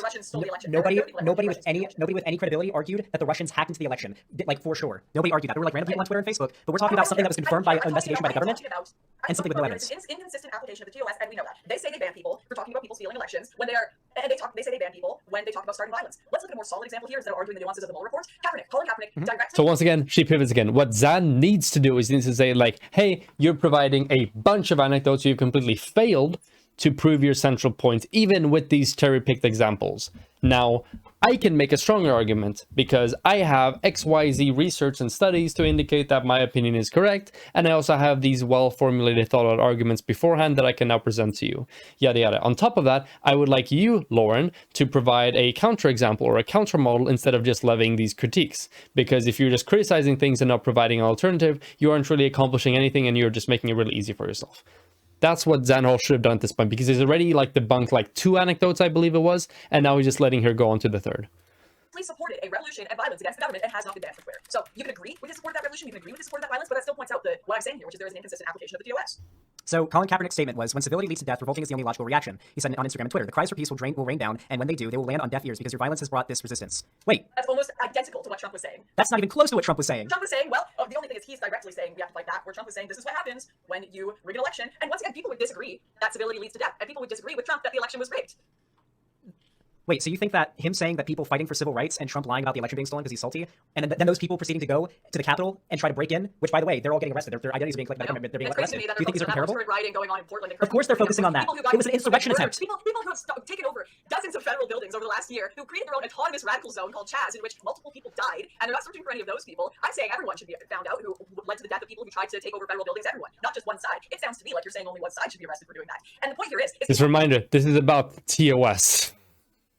Okay, and now we're talking about broader things like riots and insurrectionary stuff and like applications and reactions to it. And there's a million good arguments to make there on Xanderhal's side, like the capitals and like autonomous zones are very different, because like literally it's like a capital. It's like one of the fundamental institutions of the United States of America. It is like literally where the laws are passed, and it was very much not just like an attempt to discredit or to destroy or to occupy a symbol which represented an institution. It was very much a targeted sort of endeavor against a lot of the people that were within there. So it's a lot more severe than the other types. On top of that, there's also the fact that, like Xanderhal said, the motivations for that are different and the causes for those are very different. On top of that, there's also the fact that a lot of these people that did create these autonomous zones like had very severe repercussions. So this is just a bad argument on at least 3 points from Lauren Southern here, which I guess at this point Xanderhal should address this. But once again, he should have zoomed out and talked about this argument more broadly like yesterday. And that's like the key thing that is just like popping up over and over during this debate. People are going to disagree with Trump's statements and cause and find them non-factual at all, and people are going to disagree with Kaepernick's cause and find them non-factual at all. And who knows? We're watching the case right now, and he may walk. And you understand that the vast majority of these BLM protests, 93%, have been completely peaceful. That this is even close to Trump. And guess what? 99% of Trump rallies have been peaceful. Like, why are you trying? Violence? Because I'm talking about a specific occurrence. I'm talking because I'm talking about a very specific riot that happened, an attempt to break into our Capitol, and there were people there that clearly had the intention to kill or kidnap government officials, people that are elected officials, and you're trying to paint it as though BLM is this violent movement. It seems that way, at least. I feel like it's a reasonable way to interpret it. Was there not literally an assassination of a Patriot Prayer member by a Black Lives Matter member with a tattoo of BLM on his neck within the last year? Please do not gloss over political radicalism. Do you think this is even? What is up with the whataboutism? I am not doing it with the Capitol. I am saying that is wrong, and they shouldn't have done that, and they should have been arrested for that. The only thing happening here is you are not acknowledging the radicalism, the actual fucking terrorism and murder of individuals by Black Lives Matter, the taking over of federal buildings by Black Lives Matter, the literal autonomous zone created by radicals in which multiple people died in. Can you at least acknowledge that and acknowledge it was wrong? Because I acknowledged the radicalism on my side and said it was wrong. This isn't whataboutism. This is holding you. I don't know much about the Chaz thing. I think it was like pretty larpy and insubstantial, and I'm not a big fan of it. And I think that writing typically is at best it's bad optics, and at worst it's probably not good because depending on where you're writing. What about murdering people? What about probably not good? Not good. Probably not good. No, not a fan of it. No, not very. Okay. Don't think highly of it. Then we agree. Okay, so we agree that it is not comparable what Colin Kaepernick said to what Trump did when he was rallying his Listen, this has literally nothing to do with the issue of of censorship. So what's happened now is that you talked about the censorship, you made a bunch of arguments, and then you fractaled, and then Lauren made an argument where now she made the argument first. And Xander now agrees with it, which, yeah, I mean, of course, you should agree with like the fact that murder is bad, right? But because of the flow of the conversation, because this has come like downstream from the overall broader point, which still hasn't been properly addressed, it seems as if Xanderhal is conceding in the view of a lot of the audience. But obviously he hasn't. But just because of the way that Lauren Southern debates and because of the way that Xanderhal has structured his rebuttals, it seems that she has come on top of this, which is unfortunate. Fan base to attack the Capitol? I think both cause radicalism and violence, and both should be condemned. But I don't necessarily think either of them should be banned from Twitter. That's the only disagreement here, is that you're being inconsistent and I'm being consistent. Okay, I'm pretty sure I've been pretty consistent, but all right. How have I been inconsistent? In both instances, Trump rallied. I think it's questionable whether Trump rallied up people. I don't think he rallied up people to go and cause an insurrection. That's one interpretation of his tweet, saying he potentially defended it by saying this is what happens. But he certainly wasn't telling people to go do it, and he tweeted it after, be peaceful and go home. Whereas Colin Kaepernick has actively called for a revolution and actively called for violence. That's the difference between these tweets. And I'm not even saying Kaepernick should be banned or taken off Twitter. If they actually followed the TOS, he would. But you are trying to argue that somehow Kaepernick should be absolved of this rhetoric that has led to Kaepernick hasn't. So for starters, Colin Kaepernick isn't the president, for one. Two, from my understanding, Colin Kaepernick didn't tweet it out. He still has massive amount of power over people and their opinions, apparently more than the president himself, because he didn't get banned from Twitter. So this is enough, okay? So he's on a good point here, him saying that they're not the same, but he has to explain why that's different. He has to explain why, even though it should be abundantly obvious to anybody with like at least 3 brain cells, he needs to explain that, okay, the reason why this is significantly different and meaningful to the discussion we're having is because the president has this much power and is literally like a representative of the United States of America as an organization, has so much more power when it comes to stuff like this. On top of that, you can go into the specific like implications of everything that was said. You look at Collins' implications, Trump's implications, which ones are more severe, which ones are more direct call to action, which ones have a larger cult of personality behind them. You need to like make more of a substantiation there. But he's touching on a pretty decent point. But the best argument I think that he should have made there generally is just that, I don't know, that this wasn't the only thing that had to do with Trump getting banned.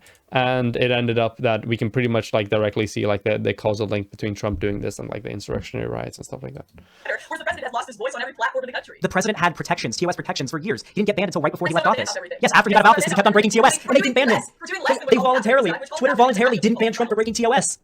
Trump has literally told his fan base to go home in peace. Kaepernick is not Trump said I love you, you're very special, but this is what you all need to go home, you're very special, you're my beautiful little pod champs, but this is what happens when you steal the election from me, by the way. So the difference between the Trump tweet is Trump said this is what happens, but you guys should still go home and not do this, and Kaepernick just said cause violence. Sure, if Colin Kaepernick got banned, I probably wouldn't really care. But to be completely honest with you, I don't think he's even close. Do you think they're comparable? No, I don't. I think Kaepernick is way worse. Why? Because he's calling for violence, whereas Trump was at worst, at worst, whereas Colin Kaepernick is actively calling. Are you a consequentialist? What does this have to do? A consequentialist is somebody who she doesn't know what a consequentialist is. Is based on the outcome of doing that thing. Give me the context for it. Okay, she doesn't know what a consequentialist is. Resulted in a full-scale attack on my capital in an attempt for an insurrection. Do you think those LARPers were actually going to take over the Capitol? When I say take over, they broke in. They got in. They were looking for. Yes, They were there with handcuffs. They were looking to kidnap public officials. There was security cam footage. That's the closest. That is the closest that's the closest the Confederacy ever got to taking over the government, considering it was the first time in history that a Confederate flag flew in the American capitol. So there's that. There's also security cam footage of security guards. There's security footage of the vice president having to run down a hallway because a bunch of the rioters came around a corner and they almost got him. Someone sniffed AOC's shoes. No one was trying. They had to evacuate it. Oh my god, The police had to so shoot them. stupid. 4 people It's so died. frustrating. There's even a small part of you that thinks these LARPers were going to take over the government and start, I don't know, they're wave the MAGA flag and start passing laws. You're insane. Okay, I guess then I can easily respond if you think that like a bunch of BLM protesters, like what is it, 8%, 7% of them. If you think that, or no, not even. How many percentage of them are peaceful? Let me just let me make sure. 93%. So if you think that 6% of Okay, good. You notice here how he had that, like just a small example of something that required a small amount of research or prior knowledge. This 93% thing, okay? It looked there for a second that it was going to be, oh, like how many of them are peaceful, and then Google it and then find it. But either he had it within there or he remembered it.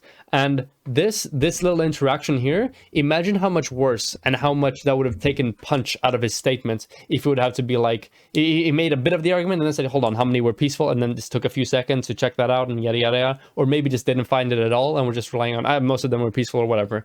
Imagine how much punch that would have taken out the argument that he's making right now. But luckily he had it on hand. So then think of this example, think of this principle, and apply that retroactively to the rest of the debate. Imagine if he had access to this type of information, if he had done this type of research for the rest of the topics, how much oomph that would have added to the rest of his arguments throughout this entire debate. And how much was lost because he didn't have that, pretty much. So this is just like a small thing I noticed just in the moment right now of like the importance of like preparation and having stuff on hand. these protests, if you think 6% of these LARPers that are actually causing violence to these protests are going to really harm the country, then I guess you're taking it too seriously too. Because if we're going to apply it, then we might as well apply it equally. I take a full-scale attack on our capital way more seriously. LARPers wouldn't harm the country. I said they weren't going to take over the government. I think they did harm to the country as much as I think BLM Sorry, 7%. more harm to the country. You've got this very neat trick of responding to things that I've never said. Debate tactics. Higher debate. But yeah, no, I think both harm the country, and I've been consistent on this the entire time. But I think the degree of sustained protests of violence by BLM has added up to significantly more than the insurrectionists who just got way more media attention. I feel like you've deliberately tried to downplay the effects of what the insurrectionaries at the Capitol did by calling them LARPers and saying they didn't even get close to anybody. You used the word LARP first, mate. You're the one who called the people who made Chaz LARPers, and that's when I started using the word LARP. You are projecting all of the things. They're LARPers, but you're trying to downplay what they did. So when I use the word LARP, I'm downplaying. But when you use the word I don't. LARP, Why are you focusing on the word LARP?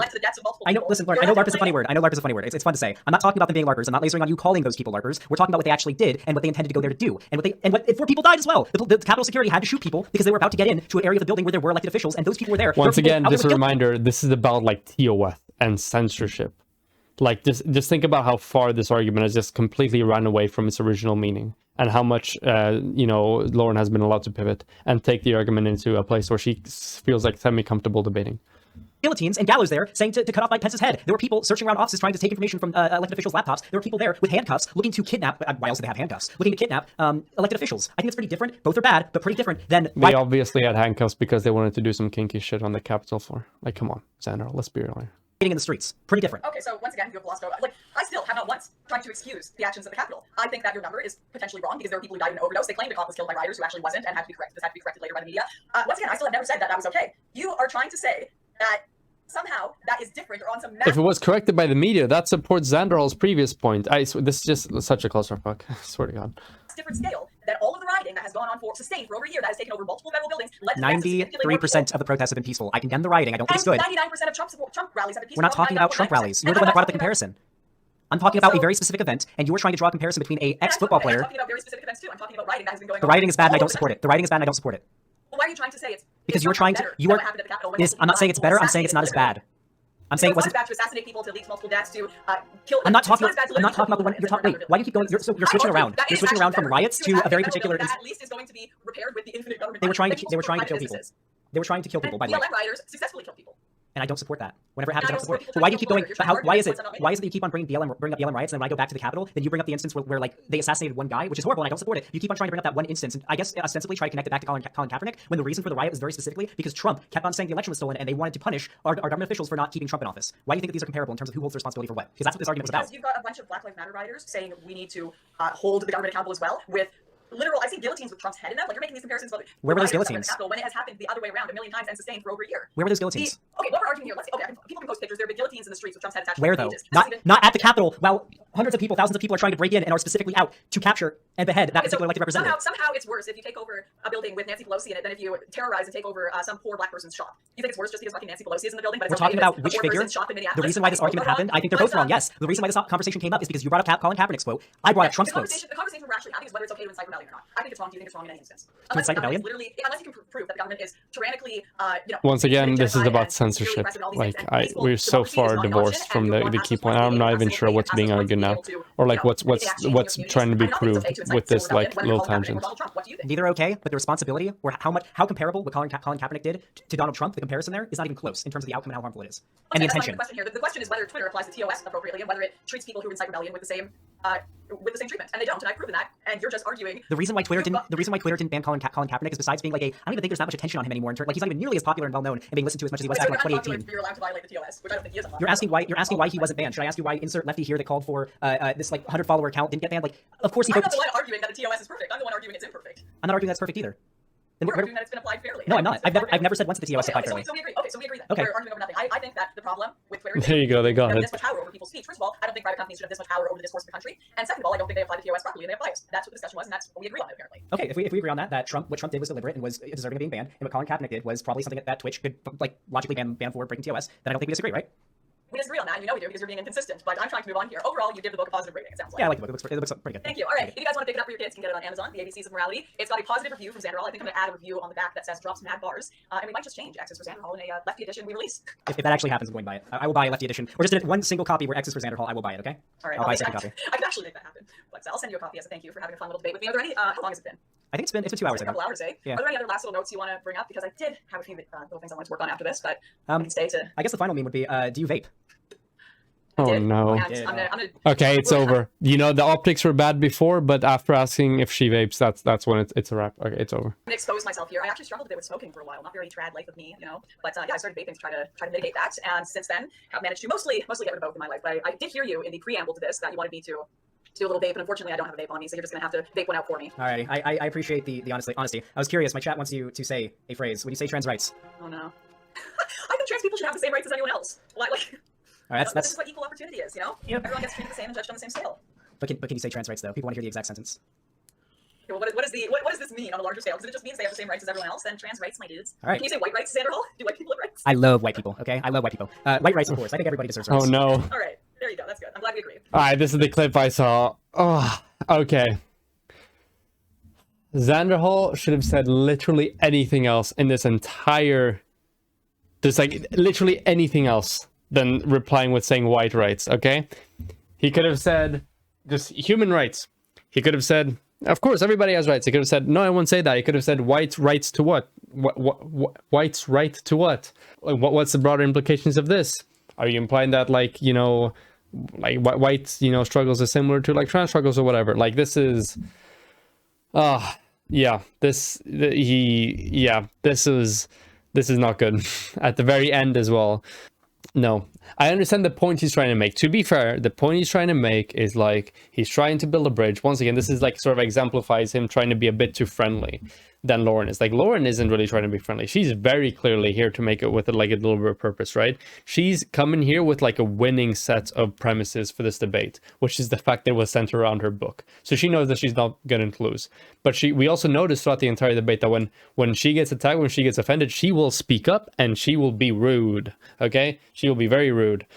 And we see that Xanderhal just doesn't do the same thing. He doesn't call her out to the same extent. He doesn't get as heated, which could be a good thing. But yeah, and this is sort of indicative of it. It's indicative of him trying to be too friendly with a person he should not be, you know, be friendly with, who is like Lauren Southern in this case. And as an extension of that, it comes to this where he's trying to be too nuanced. He's trying to be too charitable, and he's trying to be, yeah, like all people deserve, right? Like white rights, black rights, you know, all these rights, gay rights, LGBT rights. But yeah, in the context of the discussion as a whole, and optically, this is really bad. This is not something you should have said. Look at this. This ended up being a really lovely agreement with just some friendly spats here and there. Alrighty. Did you have a fun time? I did. I had a good time. If you ever want to debate or chat about anything else, I'd be happy to. Alrighty, well, hopefully have a good night. I appreciate you coming on, and maybe you can come on in the future for, I don't know, maybe we can do like a set topic or something, like the trans issue stuff. We can talk about that more specifically if you ever want to come on again, and yeah, have a good one. He's not going to come on again. This is good that he asked this because he probably realizes that this is what he should have done from the get-go. But yeah, I don't think she's going to come on again. All right, me too. See ya. Bye. Oh, yeah, I didn't need to tell her to talk about. I'll tell her in DMs. I feel like I did pretty well. I think even to her audience, I probably did pretty well. My goal there, this is mainly, interesting to is listen like I to. knew I couldn't just go in and be like, so you did this, this, and this. One thing that I probably should have looked out for, and I feel like I still did pretty well with it, is how many anecdotes she brings up. Tim Pool does I don't think he didn't do well in this this. too, where he'll bring up like a shit ton of anecdotes of things that like when you look into it after the fact, like you learn that it was very dishonestly presented. And thanks to you guys in chat, we were able to bring up one of those examples where she did that right away. You did one part of it, and the part of it that you did do is you Google a couple of them and got the rebuttal, but you kept letting her do it. And even though they get debunked, it's just like she's allowed to talk for way too long and provide this sort of like characterization in the minds of the readers. So it's good that he recognizes this, but the fact that he believes that that he did like a good job with it is I don't know. I don't think it's reflective of at least my perception of it. So, time for summary time, okay? All right. So the main issue throughout this entire thing, and this was more present in the beginning, was the background and the context surrounding this discussion. This discussion should have never occurred given the premises and the debate topic that was laid out from the very beginning, okay? Xanderhal was 100% on the back foot because, number one, he did something really optically bad, which was challenge someone to a debate on a piece of content that he doesn't have access to yet based on a set of presuppositions he has about Lawrence Southern. Those presuppositions are completely accurate, I believe, but they weren't reflected in the book specifically. And because it was oriented around the book, and because he himself reviewed the book earlier and said it was fine, it was pretty good, then he's already on the back foot because that's the central point of the debate, and she can just pivot back to it over and over and over again. I explained on this more in length at the very beginning of the video, so I'm not gonna talk about that much. And that gave her like a way out throughout this entire discussion and made it look like he was just like he was reaching way too far with his critiques. That's the number one thing, really. It was more like prevalent in the beginning or the first half where she sort of like she appealed to that a lot more. But still, it shouldn't have happened in the first place. So we should have like reframed it to the wide range of ways I talked about before I started watching the video and during watching the video. Second thing is, holy shit, he let her pivot way too much. He needs to stop getting her to pivot, and he needs to write down the stuff that is being talked about and readdress previous points. Very important. And writing down is like super helpful for this because she was able to say so much shit that was never addressed when it came to intersectionality, college applications, the criminal justice system. She was allowed to get that, unchallenged. When it comes to the characterization of trans people, she said it's debated whether or not they have a mental illness, for example. She said people detransitioning makes no sense. And it's completely, it means that there's something that's gone wrong initially because people don't de-depress themselves. Another really shit argument that was never addressed, by Xanderhal. So she was allowed to get on, away with a lot of stuff on the trans stuff. Same with the media things, just a bunch of anecdotes, and they never really got to a central point. On the final point of censorship, I feel like he did a bit better, but he did better on the already distilled version and the fractal version of the argument as a whole. They never again really got to the central point. So yeah, call out the pivots and revisit previous points. And the final point is get rid of those goddamn anecdotes. You need to have like the research available to just dismiss them completely. Be like, this, I don't want to hear you say a single more anecdote in this entire debate, okay? And the only way you can do that well is if you've done enough research. Because otherwise, they will be like, oh, well, then what are we supposed to look at? And if you haven't done the research, well, then you're in trouble. Because then you're fucked. Then you're like, oh, I don't know, like data. I was like, what data? Oh, well, I don't know. I haven't really, I don't have it up and right now. But like, yeah. So don't let them do anecdotes. And do a bunch of research on the topics. And he knew what topics were going to come up because he had these letters set up. He knew intersectionality would come up to some extent. He knew trans stuff would come up. He knew media stuff would come up. He knew censorship would come up. So he definitely should have prepared more on those points. As for the effects of this debate as a whole, I believe that it is a very good learning experience for Xanderhal. 100% absolutely, because he's going to receive an unprecedented amount of feedback and critique on this. So I hope he really internalizes this and uses it to improve in the future. And does it to make himself a more skilled rhetorician and online political commentator. I think that, this might be a bit tongue-in-cheek of me to say, but I think that the fact that that this debate went how it did might encourage more right-wing people to come on and talk to breadtubers, because they might perceive that, or they may perceive, they probably will perceive that Lauren Southern did really well in this debate, and as such, more people get overconfident and come and debate instead. So that's another possible fallout from this, which may come, which, you know, is both mixed, both good and bad. It depends on how well we're able to confront that.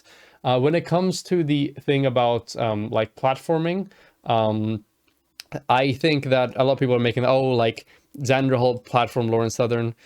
Not really, no. If anything, it's the other way around.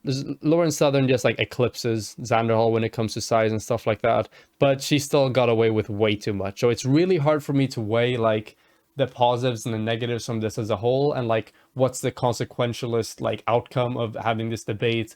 Should this debate have happened or whatever? What is easy for me to say, and what I'm certain that I can say, is that the best things that could have been done for this debate are those 3 points. Change the framing of the debate, because the framing that Lauren Southern had and that they agreed upon was a losing framing for Xanderhal. Make sure you're aware of your opponent's rhetorical style, and with other common debate tactics like pivoting and just like and gish galloping. That's point number 2.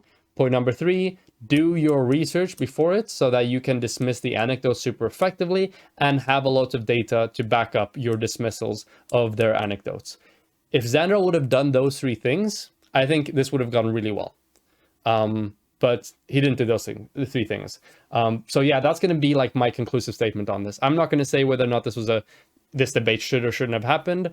I'm just going to say, hey, I think it was pretty bad because she was allowed to get all these things out. I don't think it was like a win for Xanderhal. But hey, what I can say for certain is that those 3 things, super important, good points of criticism, good points of feedback, and if they are internalized, and if the general principle behind them is applied more broadly to debates in general and to BreadTube as a whole, I think we can get a lot of good out of it. So let's focus on that. Let's focus on the good we can get out of this debate and the analysis that we can bring from it going forward from here. So yeah, thank you for watching this long feedback and review of the Xanderhal Lauren Southern debate.